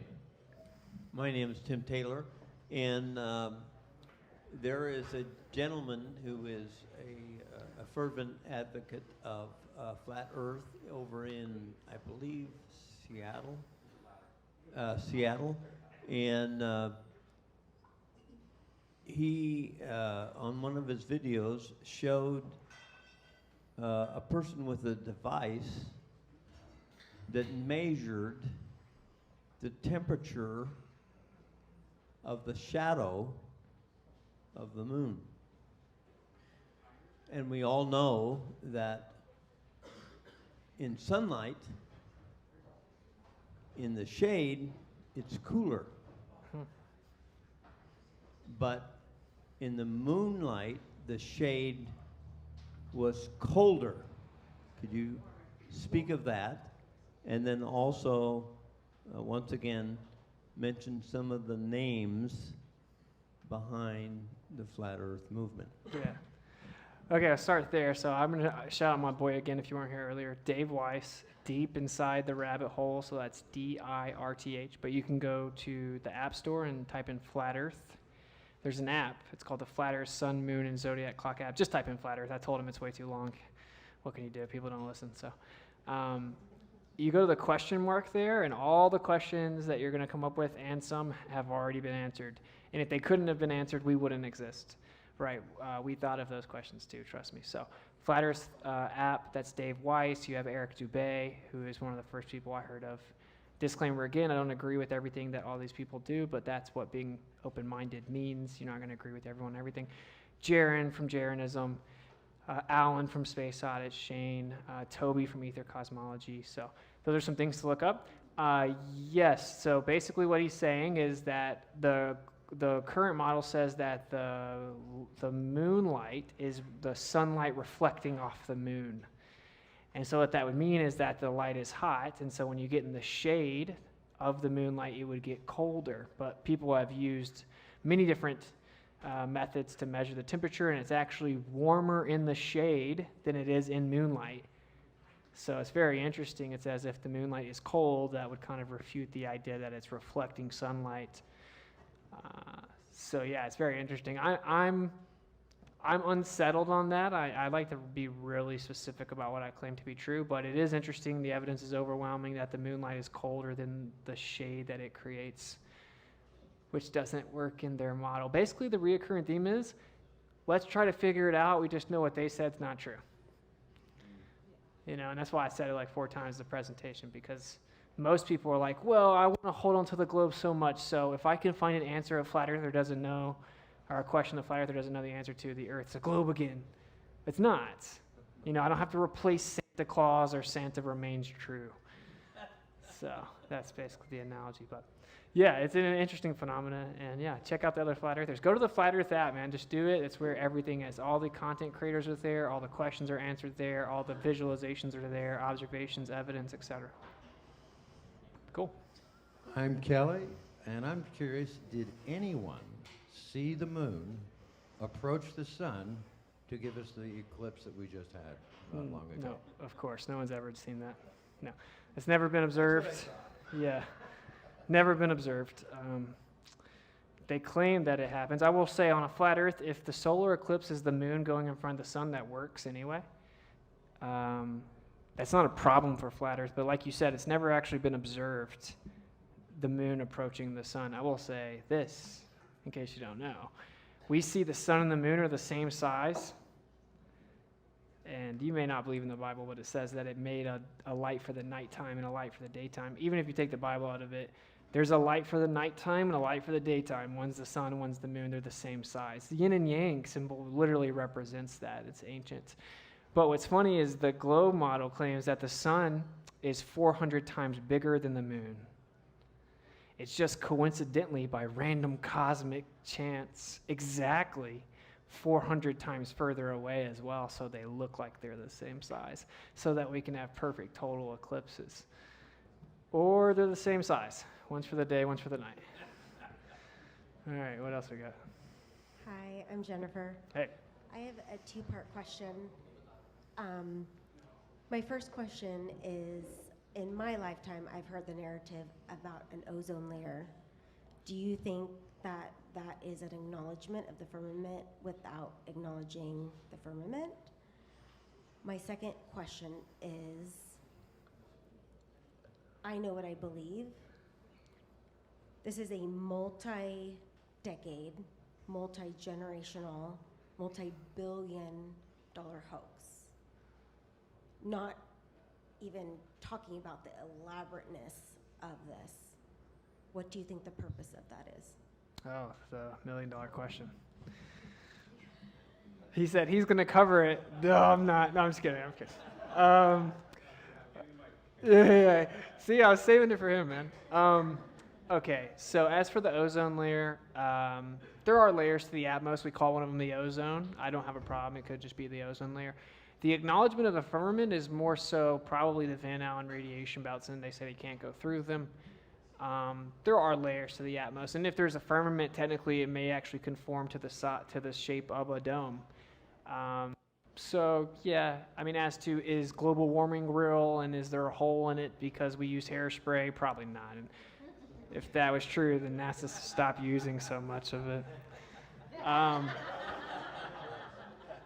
As to what's the purpose of it, that's the $1 million question. The reason I avoid the question is not actually because I don't think I have a good answer. I think I have quite a few really good answers. I typically don't because I think it's cope. Now, I can tell you're not coping, but most people were like, what's it even matter? And that's one of those, I got uncomfortable, let's dismiss it type of questions. And so normally I'm like, no. We're going to go back to the evidence. Like if I show you a video of your girlfriend cheating and you say, but she loves me, bro. Why would she lie? Like, I don't know. I just caught her lying, bro. But here are my answers. So one is the most valuable resource in all of mankind is land. And as many wealthy people will tell you, one thing they don't make more of is land.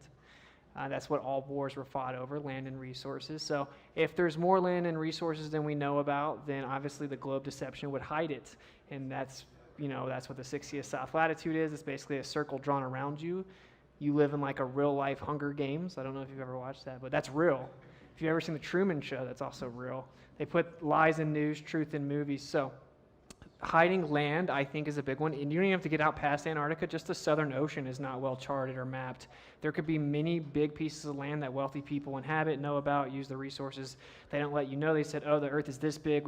We've traveled everywhere. We've explored everything. Don't worry about it. Another one is people probably learned during the pandemic. This is a super powerful way to brainwash people when you convince them to not believe what's right in front of their eyes. So they told people, hey man, the air's gonna kill you.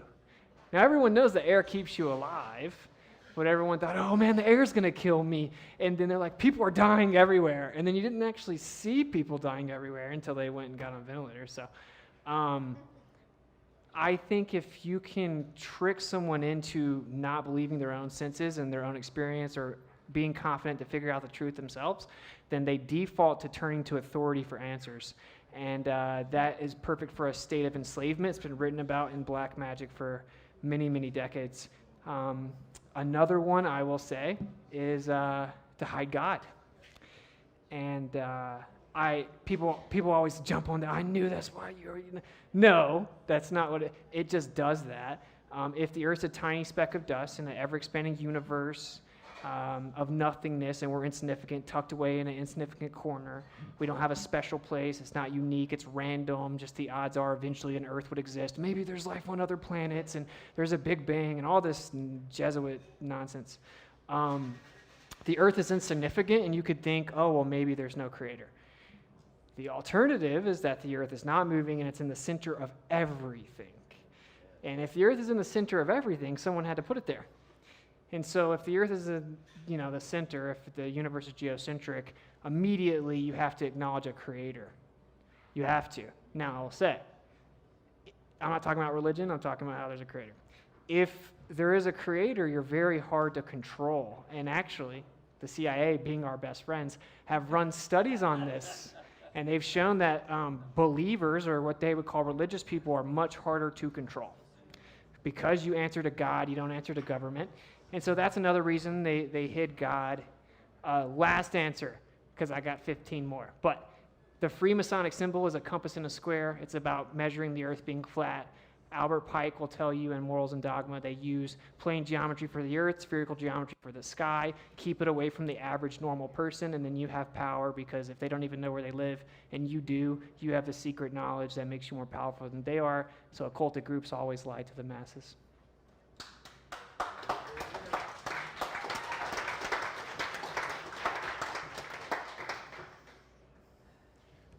My name is Ian, asking this question on behalf of my dad, John. So, according to Hugh Ross, who's a Christian astrophysicist, if you take a flight from Athens to Johannesburg, which is over the equator, north to south flight, and you look out your window, you'll slowly see the stellar constellations turn upside down. And he claims that does not work on a flat Earth. How do you refute that? I would have to see a video of that, seeing them turn upside down. I've never seen that. What I will say is when you look a different direction, then the stars will look like they're moving in a different direction. So it's similar to if I walk across the street and turn around, the same car will look like it's going the opposite way. So perspective alone will explain why the stars look like they go in opposite ways. I will tell you though, if what you just said is true and we're on a globe and it's flipping us upside down, then when I take a gyroscope, the gyroscope, which remains level and maintains what's called rigidity in space, it would slowly tilt as we fly and then flip over. And newsflash, it doesn't do that. So the Earth is not a sphere. We're not flying over a sphere. That would be my answer. I would be interested to see time lapse. I've seen time lapse of northeast, southwest flights, and I never saw the stars do anything like that. So I'm not sure where you got that, to be honest, brother. Shooting stars coming up from the horizon. People mention that. Is that legit argument or not? That's one of my arguments, actually. So no one's ever been able to show me stars coming directly up from the horizon. If you're on a globe, think about it. Because trust me, you have to think about it really hard because it's all just so insane. Stars are beneath your feet right now because you're on a globe. There's no up or down. So stars, you're swimming in stars, they're beneath your feet. So that means that shooting stars should come up directly from the horizon. They should be coming up from underneath you. That doesn't actually happen. It's interesting that someone else asks that, but they'll come from angles or come from above you or come from the side, or if they ever look like they're coming up from the horizon, they'll be coming behind mountains or at an angle. They should be able to come straight up from the horizon if the Earth's a ball, specifically over the marine horizon, over ocean, and that's never been observed. Trust me, I have the people that if it existed, they would have found it. They couldn't. And I'll also say I did time-lapse over the ocean all throughout my tour when I toured the U.S., and the star trails actually don't even intersect with the ocean. They stop above them, which goes to how the stars don't come up from the horizon. So that sounds good. If someone can show me a video of stars coming directly up from the horizon, I'll check it out. Wouldn't necessarily disprove flat Earth because perspective makes things look like they go down, but I've never seen, don't think it exists. I think that actually falsifies the globe. Hello, my name's Heather. I have a question about homeschooling. So other than Dave's app answering questions on that, is there anyone you know of that helps people explain this to little kids? Great question. So I think the Founded Earth Brothers have homeschool curriculum. That is something I want to do, actually. It's easier said than done, but I would check out the Founded Earth Brothers, and I think they also have a biblical approach to it. I don't know where you stand on that, but yeah, that's the one that pops off the top of my head. I know there's a few. Earthen Vessels. Oh yeah, that's my homie. Made heliosorcery. Yes, he made heliosorcery. Check that out as well. That you should actually show them that movie. He's cool. That's my homie. So yeah, heliosorcery. So Earthen Vessels, and we got Founded Earth Brothers. And I will say I want to work on one as well, because that's the most important thing. We teach children what to think, not how to think. No one understands logic, and then they're just told fairy tales about dinosaurs and space dust. So. Going off my just real elementary remembrance of science and everything, craters that are on the Earth and the Moon, what's the problem with those as far as like what they say and claim, asteroids and things? What would it really look like? Do those actually indicate that an asteroid or something hit the Earth? Do you have any comments on that? Yeah, so like I kind of alluded to, the idea of asteroids hitting the Earth and making craters or meteorites was written about in a Freemasonic science fiction novel before they were ever alleged discovered. Just food for thought. It doesn't mean it's not real, but it's a reoccurring theme. They write about it in a science fiction book written by a Mason, and then they tell everyone it happened. So I guess they're savants and prophets or something, or they're liars. I don't know. So anyway, I will say they claim that they're all making perfect circles because a lot of people will say, why do the asteroids, if they come in at an angle, wouldn't they skid on the ground? Wouldn't they create like different, disproportionate impacts? Because if you think about it, to get a perfect circle, you would think that it needs to come in and hit at 90 degrees. But the odds are that they'd be coming in from like every other angle, including with the moon, and so you'd have skid marks, right? And you'll never see a skid mark. They just kind of hand-wave dismiss that, they being the official answer. They say the reason that they look like they're from 90 degrees is because the impact is so intense. It's an explosion, and the explosion overcomes the angle that it hit at or whatever. And then I'll even tell you what it looks like the actual truth is that water will come from underneath the Earth, and then the ground implodes where the water came from, and it makes that exact same thing that people call meteorites. It's been observed, even documented and videoed. Also, plasma does it. As for the moon, bubbles and plasma implode and make exactly what we see in the moon. It's been replicated in the lab. No evidence that rocks fall from the sky and make craters. What's up? What's up? Hey, I'm Josh. I just want to thank Old State Saloon for this opportunity, and thank you for coming and sharing your stuff with us. This is new to me. I love Jesus, and so I would like to know how this is like shown in a biblical Jesus, God created the universe, all that stuff, like way. That. Oh, I'm too early. I'm sorry. He said tomorrow night. I can hear. Yeah. Anyway, thank you, sir. I'd love to hear your response. Yeah, of course.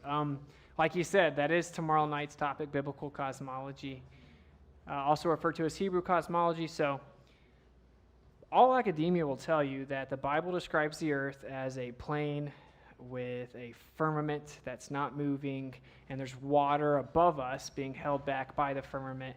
There's actually water below us and water all around us. What they'll say, what modern Christianity will say is, well, they just wrote through the lens of what they knew at the time.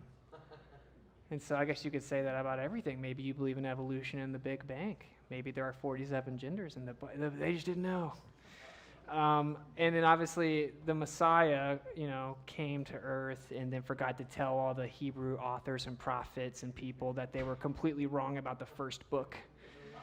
So I find that hard to believe, but simply put, it says the earth is immovable and fixed. It's on pillars, it has corners, it has a firmament that's beaten out strong as bronze. It's like a tent stretched out over us to protect us, holds back the waters. The flood came because it was opened up and water came in. First time it ever rained was because the firmament was opened up. There's water below us. It also says that the strongest winds on earth are out in the south, and Antarctica is known to be the strongest, and the Hebrew authors obviously knew that somehow. It also says that man will never know the dimensions of the earth, and the day that they're able to actually measure the dimensions of earth, he'll stop loving his people. And so, that doesn't add up to knowing it's 24,901 mile circumference.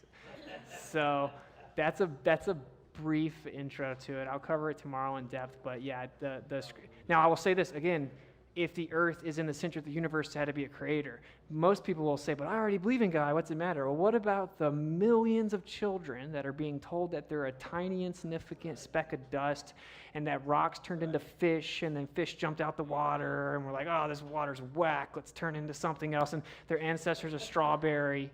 This is important because other people are being misled as to insignificance, and whatever the scriptures say is important, period. We don't get to make up arbitrary determinations of that and bend the will of the scriptures to the will of man. So that would be my answer. It's very important.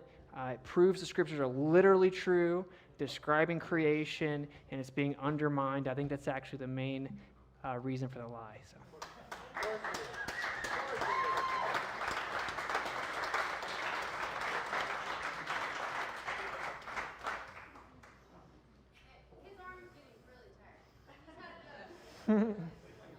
Why would they lie, bro? Sorry. Okay, so my name's Jacqueline, and I'm asking this from the internet because I don't need to be proven that what you're saying is right, because I already know what you're saying is right. But whenever I've brought this up to other people, they will always cite the Coriolis effect and how everything rotates different. How dare you? That's actually the death shot. I was hoping no one would bring it up. No. Yeah, so who don't know, Coriolis, they claim, is because the earth is spinning, and they normally say when you shoot a bullet that the earth will spin underneath it, and it'll be an apparent deflection that'll deviate the bullet. You got to account for it. Of course, unfortunately, the world's record holder for a long-distance rifle, actually 4 miles at this point, it's insane. The bullet's just in the air forever. It's crazy. Said, no, of course you don't account for Coriolis. You account for wind. That's all fake. You have spin barrel, like barrel spin. You don't have anything to do with the earth spinning. That's insane if you had to account for earth spin. But I have a very simple question most flat earthers know. If that's true and the earth is spinning underneath the bullet, then how come I can take my drone and fly it up and it stays right in the same place? How come when I take a hot air balloon, it stays right in the same place? How come when Felix Baumgartner went up 180,000 feet and jumped and free fall, that he didn't fall in relation to the earth spinning east? He actually fell the opposite direction, almost 40 miles. So long story short, that's just a made-up story that would have to exist if the earth were in fact a spinning sphere. And that doesn't exist, and like I said, interferometry proves that as well. But yeah, ask them how. Why does the Earth get to pick and choose when Coriolis is real? That's what I would say. Dude, this is so awesome. Thank you so much for being here, Austin. Yeah. I wanted to throw a couple of things in really quick, just because I don't know, I have a burning passion for this too. Do it, brother.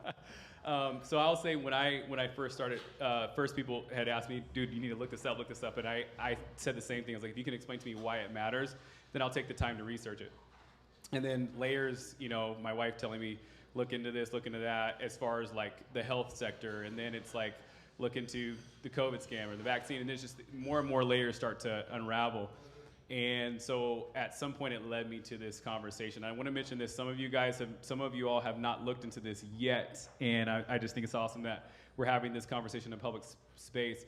You're not expected to go home tonight and be like, oh, I believe that the earth is flat, because it's a process. It is going to be crazy. You may do some research, and then all of a sudden you're going to start second guessing yourself because you see Paramount Pictures or some whatever movie comes on, or the screensaver on your TV is a globe, and you're like, see, it is a globe. You know, it's the craziest stuff that'll make you question, even though it makes absolutely no sense. And it just shows the power of programming.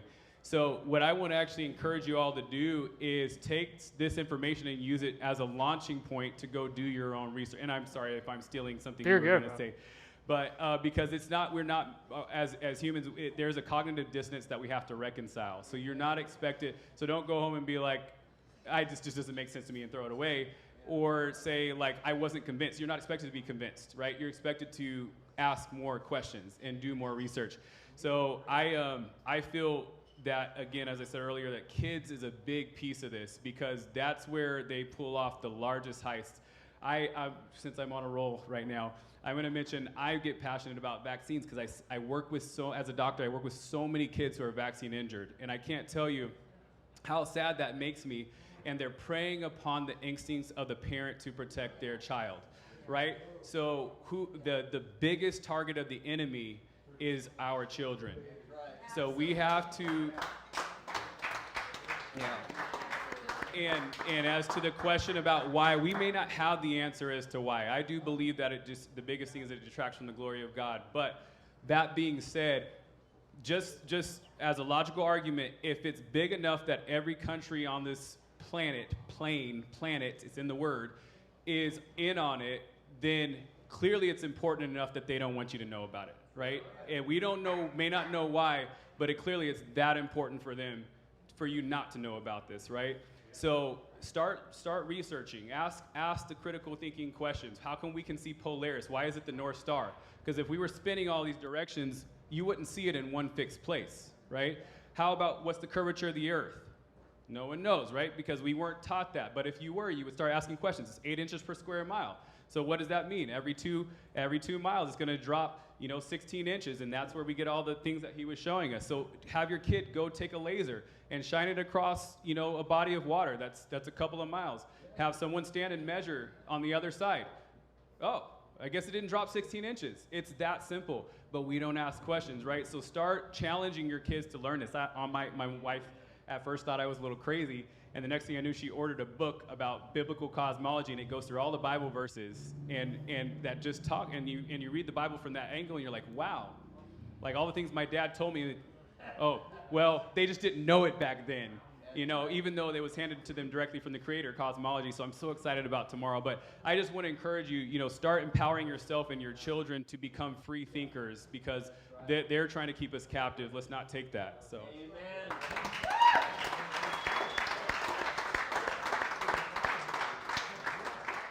We have a few more questions for sure, but I just wanted to point out that for me, all I want is the truth.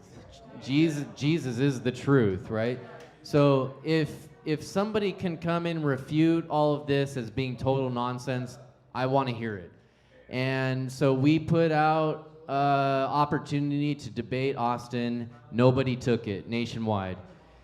We offered a $2,000 reward locally for any pastor to come debate him, and nobody took it. There are pastors locally who have put out written statements that they have determined, based off their research, that there's no merit to this, biblically, historically, or scientifically. They have put it in writing, and they've given it to me personally. And they refuse to show up to debate and tell us the reason why. I want to know the truth. If it's the truth that, we're on a ball spinning 66, all the 666s and everything, bring it. Bring the truth. That's what I want. But nobody would do it. So I'm saying what we're going to do is we're going to crowdfund as much money as we need to get whoever How about Danny Faulkner? We're gonna crowdfund 10 grand, 10 grand, 20 grand. Don't worry, I'm not asking you guys to do it. We're gonna do this nationwide. We're gonna crowdfund 10 grand, 20 grand, whatever we need to get, let's just say, Danny Faulkner out here. He works at the Ark Encounter and answers in Genesis and all that stuff. And he can come here and he can debate Austin. And we can witness it, and then we can it'll help us to determine truth. All I want is the truth. And I think if we all get together and the nation gets together and we put money towards it, we can crowdfund where he would be so pressured to come here because it'd be like 25 grand to the charity of his choice. And all his followers would say, you better show up to this debate because you say the earth is a ball, so do it. Hey, and if he can come and he can prove it and he can show it, great. That's what I want. I want the truth.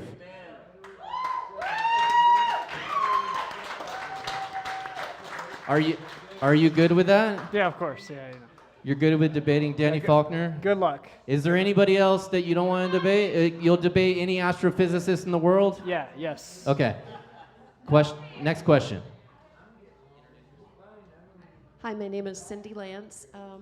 I've been down the rabbit hole with flat earth for just only a year, but I find it very interesting. And a question I had is, with commercial airline pilots, are they in on this whole scam? Like, if they circumvent the earth, supposedly, then they have to know that the earth is flat. Yes. So that's a good question. So every pilot flies the plane like the earth is flat. Circumnavigation, obviously say east to west because you can't do north to south, and it's never been done in the history of man, and that's totally not sketchy, but it's just a circle on a flat earth, right?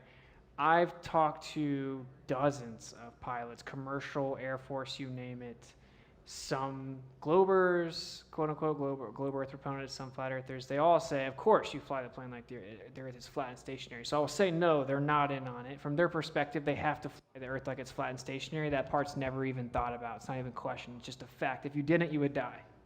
So that's how you fly the plane. You have to fly it like it's flat. When it comes to circumnavigation, planes don't really do that very often. I mean, they'll have layovers and stuff, but even if you did, it would just be going east to west, which is a circle. It would be the same on a globe or flat earth. What I found is every pilot that finds out about it and genuinely thinks about it, all of a sudden has the epiphany that they've proven it to themselves 1,000 times and never thought about it. And so I would say that's my answer. No, they're not in on it. Most of them haven't consciously thought about it. And it's the number one profession with flat earthers from my experience. And then I would add, during COVID, were the nurses in on it when they were directed to take people in, put them on a ventilator, and give them remdesivir, and knowing they didn't know it was going to kill them, but they did it anyways because they were told to. My name is Tim Taylor, and one of the things that I've learned from investigating this subject of flat Earth is that mariners in the southern latitudes have experienced problems when they go with the longitudinal spectrum in terms of navigating where they're at. Mm-hmm. And when they do that on a global perspective, they end up being off course. So can you address that? Yeah, so this is a very interesting, so some people may not know, 90% of the world's population lives in the quote-unquote northern hemisphere. The south is largely unexplored and uninhabited. What happened, what he's referring to, is sailors, of course, they sailed in the north majority of the time. They began to venture out south, and they were like, oh, the Earth's a sphere, so it should be symmetrical. It should be north and south are symmetrical on a sphere. So they began to navigate assuming that, and they started getting lost. They started wrecking. People started dying. They started losing today's equivalent of hundreds of millions of dollars in precious metals from the royal family's voyages, etc. So they had to fix the problem. That, I always say, if it comes down to money or like people being alive, the Earth is flat overnight. You know, every time that someone's lives at stake or it's money at stake, the Earth is flat. So the money forced the fix. They were off by 200-300 miles in just a matter of an hour or two, or per day, maybe 200 miles per day. The world's most revered and respected sailors were all getting lost in the South. So what they did was they had to go out there and map out the corrections. And they were like, okay, well, if you follow this new map and not your compass, then you'll have to make all these corrections and you'll be able to get to where you're going. So long story short, people now follow corrections in the South. So that actually proved it. I mean, people died. People died assuming the Earth's a globe. By the way, Amelia Earhart died assuming the Earth's a globe, as far as I can tell. But one more thing I will say is that's a huge tell, is how on a globe, the north and south should be the same. On a flat Earth, they're different. The Earth keeps getting wider. If it's coming out from the center, it keeps getting bigger out south. But on a globe, it starts getting smaller again under the equator. Well, we should have the same climates north and south. We do not. The plant animal life is way different. There's no undersea cables from southern continent to southern continent. When boats sail in the south, it takes them significantly longer than when they go in the north. Flat Earth would predict that. It's a greater distance. Again, when they traveled in the south, assuming symmetry, it didn't work. The magnetic field doesn't show symmetry, and the list goes on and on. The south is different than the north. They've gotten away with it because most people don't live in the south, and then they drew a circle called the 60th south latitude, said you can't go past it. So, yeah, I would say look into it. You may be surprised. Hey, Austin. There's so many questions that pop up that people want to know when it comes to, if they're new to flat Earth, they've just not been exposed to it, no matter what the circumstances are. So no matter how far they start researching it and they start learning about it, there's one question that perpetually comes over and over and over again. And that question is, why does it matter? Yeah. Yeah. I mean, I briefly touched on that earlier, but I would say it undermines the creator. I think he said it very well. It detracts from the creator and what he created. So I think that's the most concise answer. It matters because, for one, truth matters. And it shouldn't actually go much deeper than that, to be honest. Truth matters, and if children are being lied to, it matters even more. So that alone, but also, like I said, atheism is growing more than ever. And although I can refute atheism without flat Earth, logically and scientifically, most people don't know that. Atheism is growing. They think the Earth is tiny and insignificant and nothing matters. It's all random and blah, blah, blah. It's not. And the Bible tells you what the Earth is. They told you the Bible's wrong. And so it leads people away from the Bible. They won't even consider it. People will try to straw man and say, people think the Earth's flat because they believe in the Bible. Well, I found out the Earth is flat and was like, wait a minute, the Bible said that, right? So for me, my experience was different. Either way, my belief isn't just about that, but the point is that it is literally accurate when it comes to creation. It's undermining it. It undermines creation and what you made. So we did kind of address it earlier, but it's always worth going back over that. But, long story short, truth matters. They're lying. They're misleading children. Strong people need to speak up on behalf of women and children and stop being little cowards.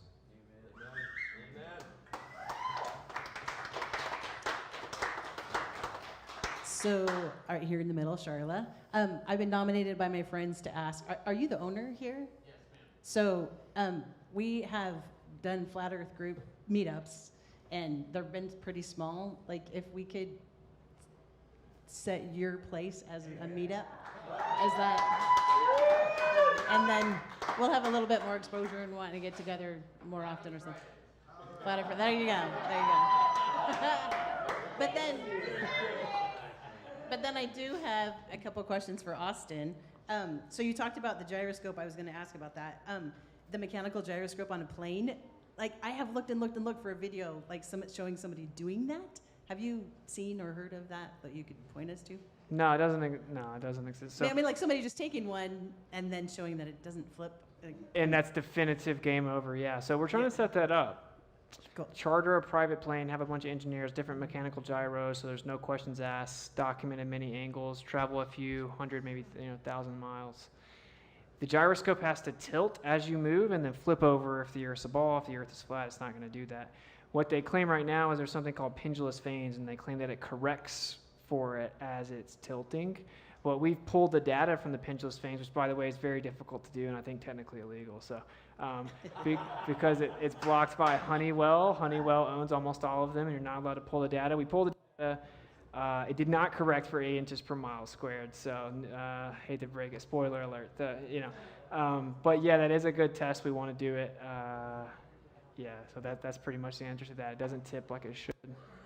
Okay, and then my other question is, this is one thing I haven't heard you talk about, and I've seen a lot of your videos. So what do you think about the theory that the sun and the moon both have a source light outside of the firmament, and then so the sun and the moon are not an actual, I don't know what they'd be, plasma inside, source light outside. And then could that explain the eclipses where that source lights maybe get in the way of each other to cause that eclipse? That's interesting. Yeah, so I think the sun and moon are apparent locations, meaning like the sun and moon we see aren't really where we see them. Even in the globe model, that's the case, where everyone's like, oh, this is crazy. It's like, no, maybe just creation's kind of wild. You're not supposed to understand it. The sun is basically individual for each observer. So you see the sun where you see it, and if I'm 100 miles that way, I see the sun for me.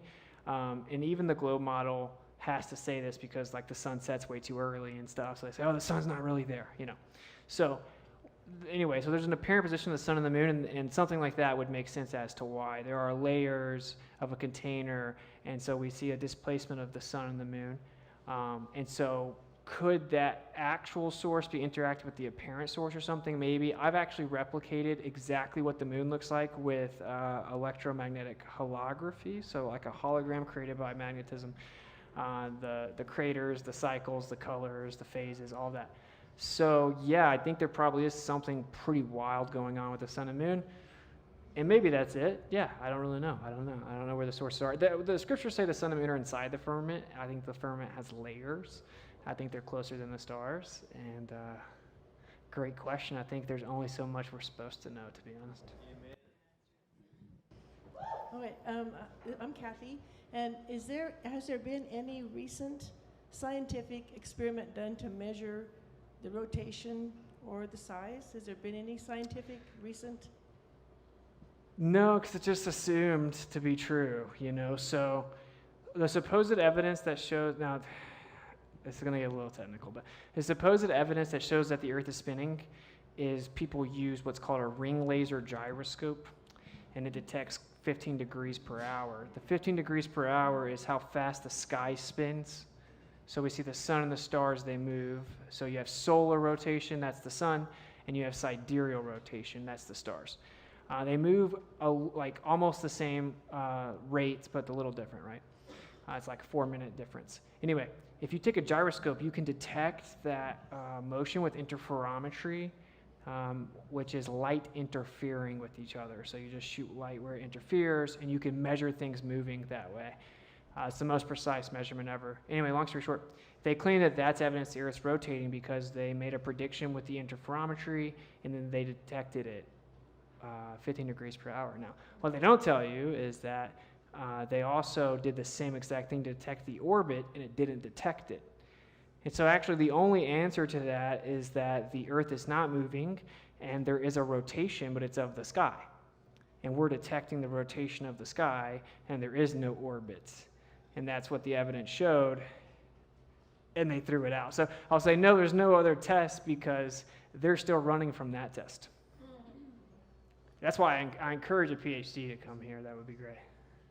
Hi, my name's Sean. I had a question about, have you done any tests down south with the star patterns? I mean, if the Earth was a globe, then the stars would be rotating around the South Pole, right? It's a really simple, test, but I couldn't find any videos because it all gets scrubbed from the internet, and the ones I did find were clearly messed with somehow in terms of viewing the movement of the stars with relationship to Polaris and everything from closer down south? Yeah, so southern star trails. So obviously, when it comes to what direction they're moving, like we said earlier, like if you walk across the street and you turn around, they'll move the other way. Specifically, with them moving around a specific point, I've seen some videos that are somewhat convincing that the effect exists. I don't. I've seen a lot of sketchy ones. There's way less videos of those.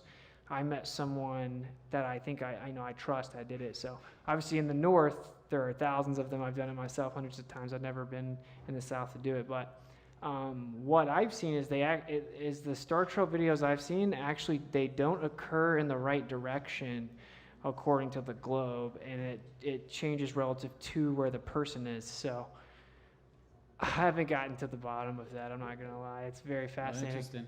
Yeah, like I could get into the specifics. I'll lose people, but because of perspective, everything, you have a certain vision limit that you have. You basically see in a little dome in each direction, and then whatever you see fits within that.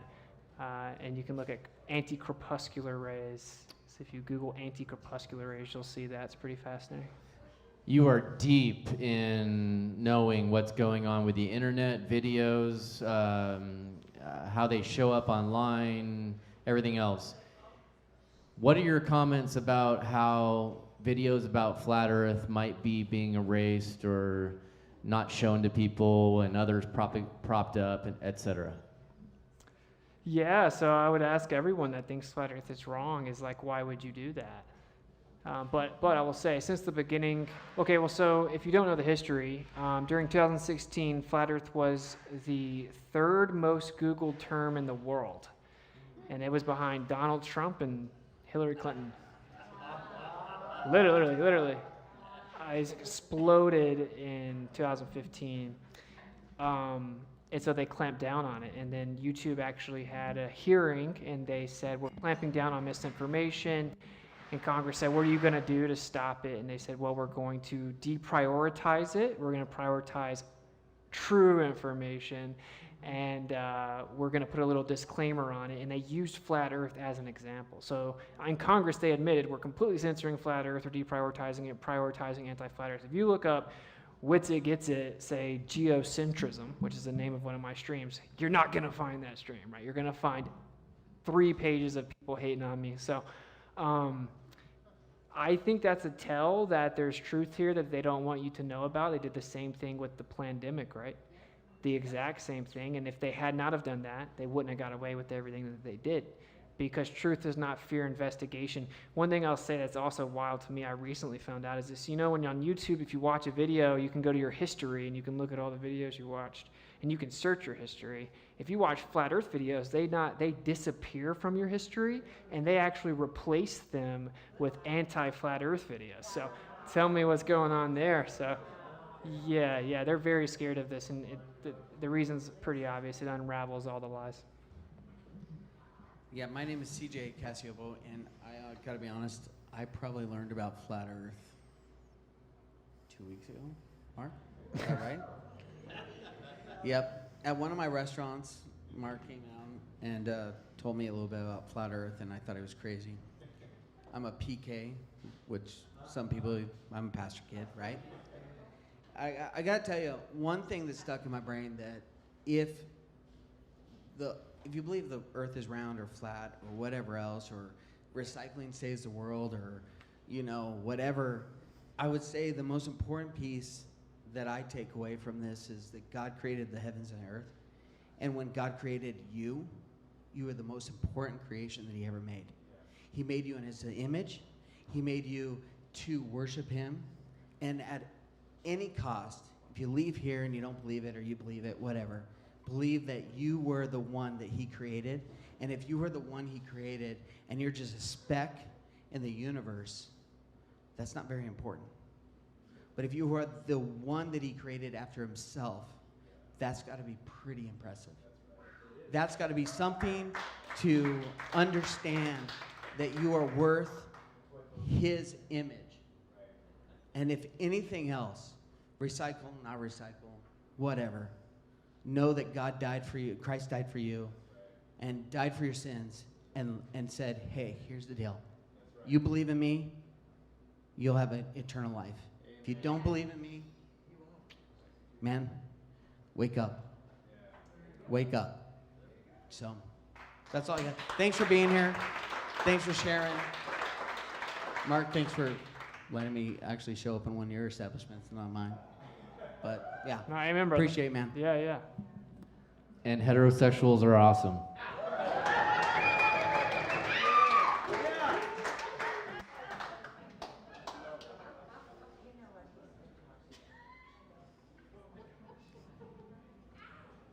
You get the award for having your hand up. Tim Taylor again. There's been time-lapse photography of the stars over the earth. I'd like you to talk about that. Okay. Yeah, so I've done time lapse of the stars many times.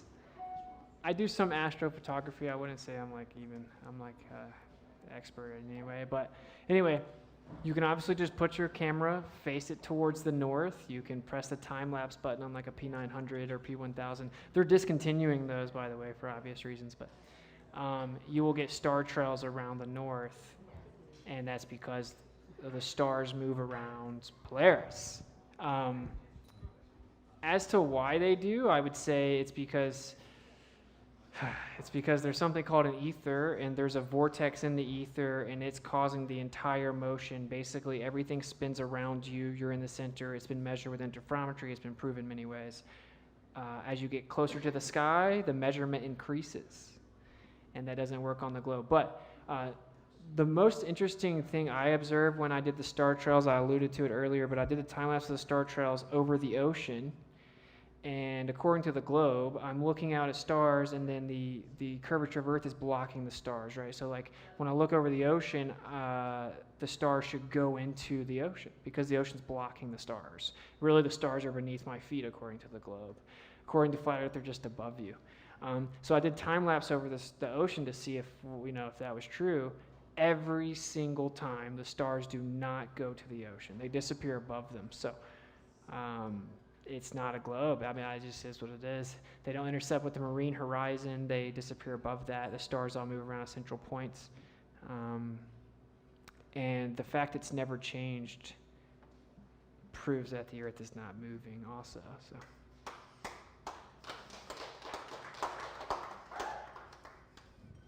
Hey, Austin. My name's Ryan. Big fan. Nice. So one night I was with somebody who's not a flat earther. I was around a campfire at night, and I was trying my best to give him the arguments. And we just looked up, and we saw some satellites going by, and I explained to him NASA's the biggest.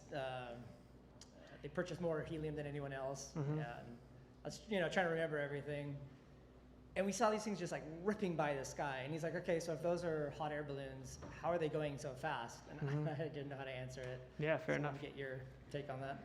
Yeah, so NASA is the biggest purchaser of helium in the entire world. They purchase roughly 90% of the world's helium. They do have a Saloon project, so they send up high altitude balloons with satellites connected to them, and the vast majority of the public doesn't know that exists. They've been caught crashing out of the sky. They go up to 200,000 feet or more. They basically create a surveillance network system that we can't see. They're completely monitoring it's basically Skynet in real life. That's a real thing. I also think that satellites exist. I don't think they exist to the extent that they say. There's not nearly as much. They're not really that needed. They're not that reliable. They have huge fleets of balloons. But satellites do exist. This is the funny part. This is what I really want to talk to, someone that says they put satellites up, and they'll never debate me for some reason. But the physics and equations use a stationary Earth, so a geocentric Earth in the center of the universe, and use the universe moving around it. And it's called inertial forces. They use real inertial forces. So they use Coriolis force, and not like the one we talked about earlier that's apparent. It's an actual force because things are spinning creates a force. You also have centrifugal force and Euler forces. They're what's called inertial forces. Anyway, so they're real forces. In the heliocentric model, those do not exist. Those cannot exist. But for the satellite equations, they have to use it. I think this is a tell, actually, that there's some truth to satellites, or they would not let you know that, right? Like, if they're actually using satellites, they're having to use geocentric physics. To quote PhD astronomer Richard Bow, he said, it's been proven, 6 or 7 ways this century alone that the physics and equations used by NASA to shoot and launch rockets and satellites use a geocentric universe, and if they're proof of anything, it's geocentricity and refutation of heliocentrism. And so people may be surprised to find out that the satellite equations and physics actually only work on a stationary Earth. And if you looked at that depiction I showed you earlier, you'll see that right there is the ISS trajectory over a flat Earth. That's all the satellites' trajectories, and it matches the flower of life. So that's an FE win again, actually. Hi, Austin. Hey. My name is Kat. Hola. I would like to personally thank you for what you do, the work that you do, everything that you put out, and for showing up in my backyard. I also would like to give a shout out to all the boys listening live at Ether Cause right now. Alan, Shane, Toby, all the boys there. Thank you so much for all of what you guys do. My question to you, as a flat earther who has been so alone and feeling like there was no one around me, tonight is my first night to be in a room with this many other flat earthers. What advice do you have to give to us, all of us, people out there listening, people in this room? What advice do you have for us that feel alone in this? Like, what can we do? What do you have to tell us, please? Okay. So I will say, for one, what's popular is rarely true, and what's true is rarely popular. And so that just comes with the territory.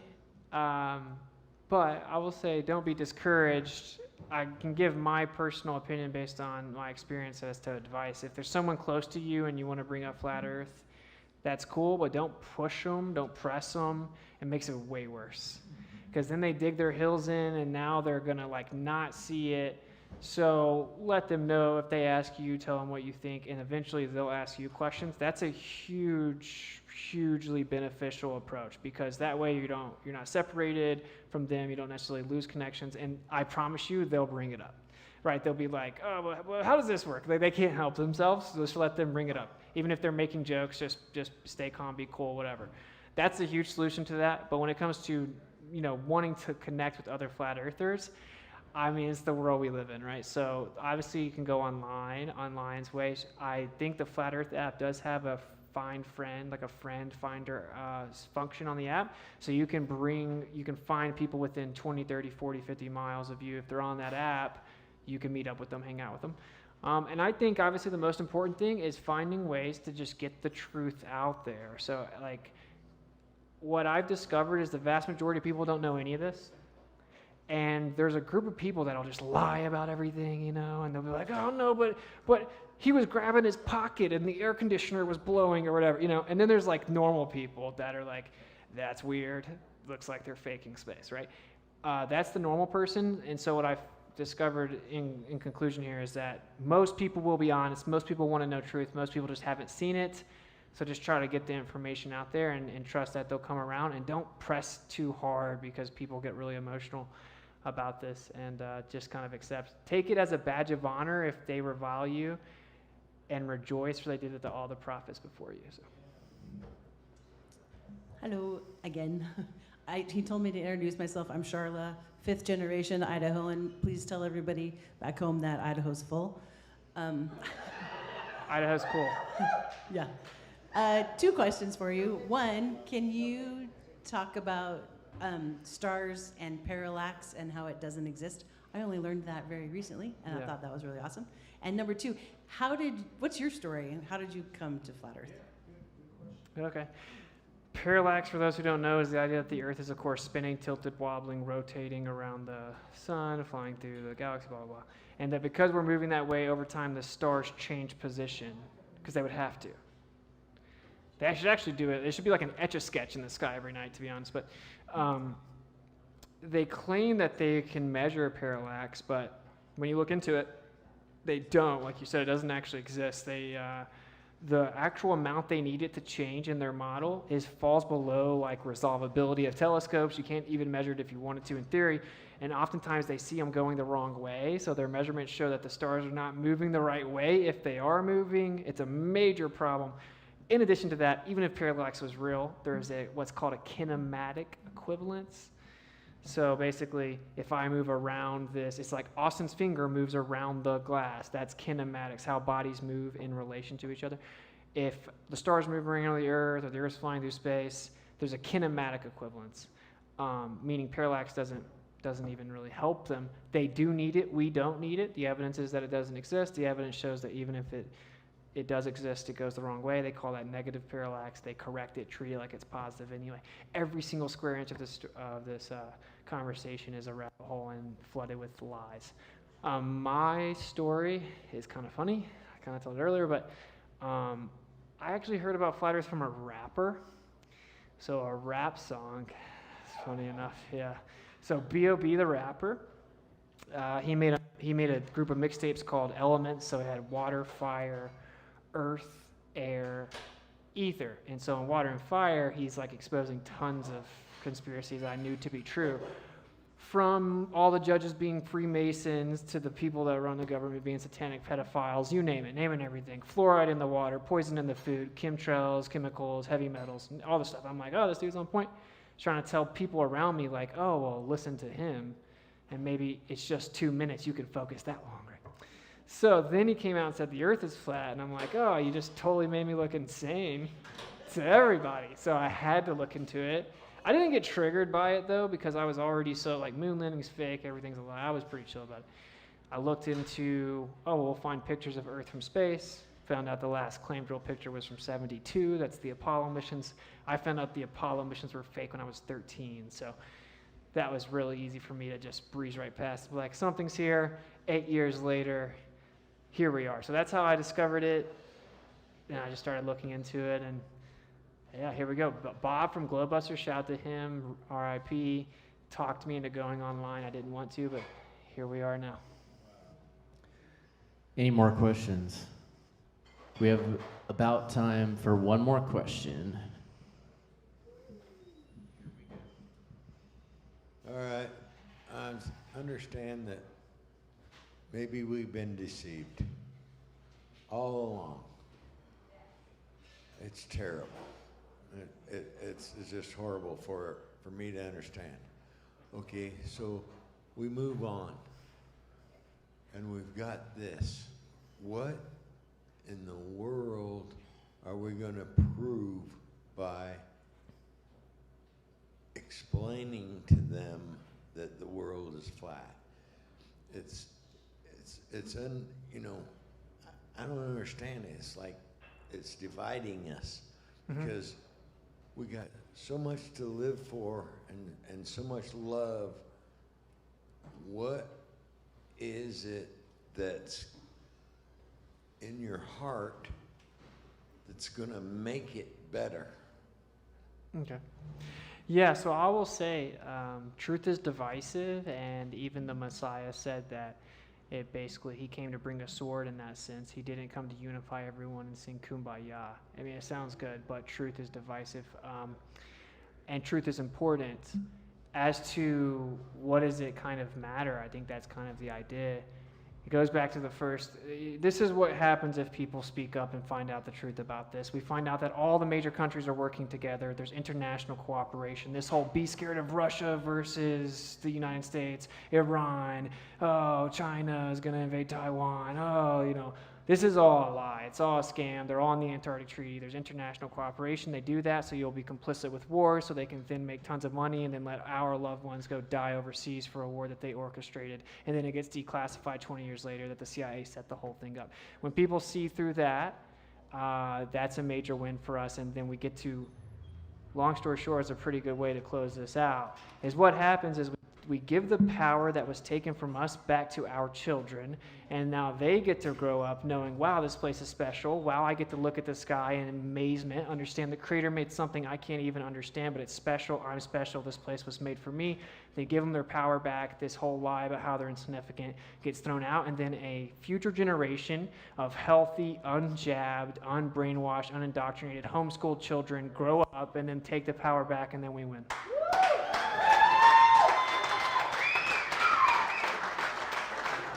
All right, last question. So, if you're here tonight, you want more of this, you'll come back tomorrow at 7:30. So he'll be do biblical cosmology tomorrow night with questions and answers after. But our last question tonight, and if you screw this up, you can do it again tomorrow night.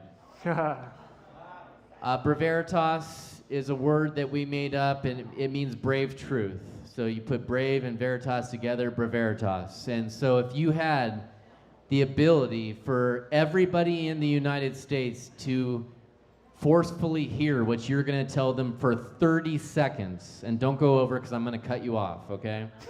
If you were able to have everybody in the country be able to hear what you're going to tell them, your BRAVERITAS, your brave truth, and let's make it somewhat related to our topic tonight, what would you tell them?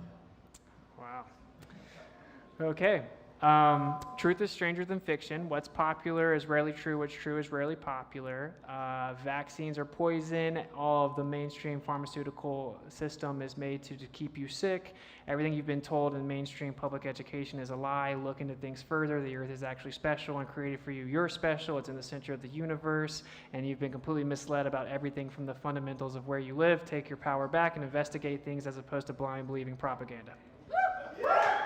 27, 28, 29, 30. Good job. Yeah, thank you. Hey, can everyone give a hand to Austin Whitsitt for being here tonight?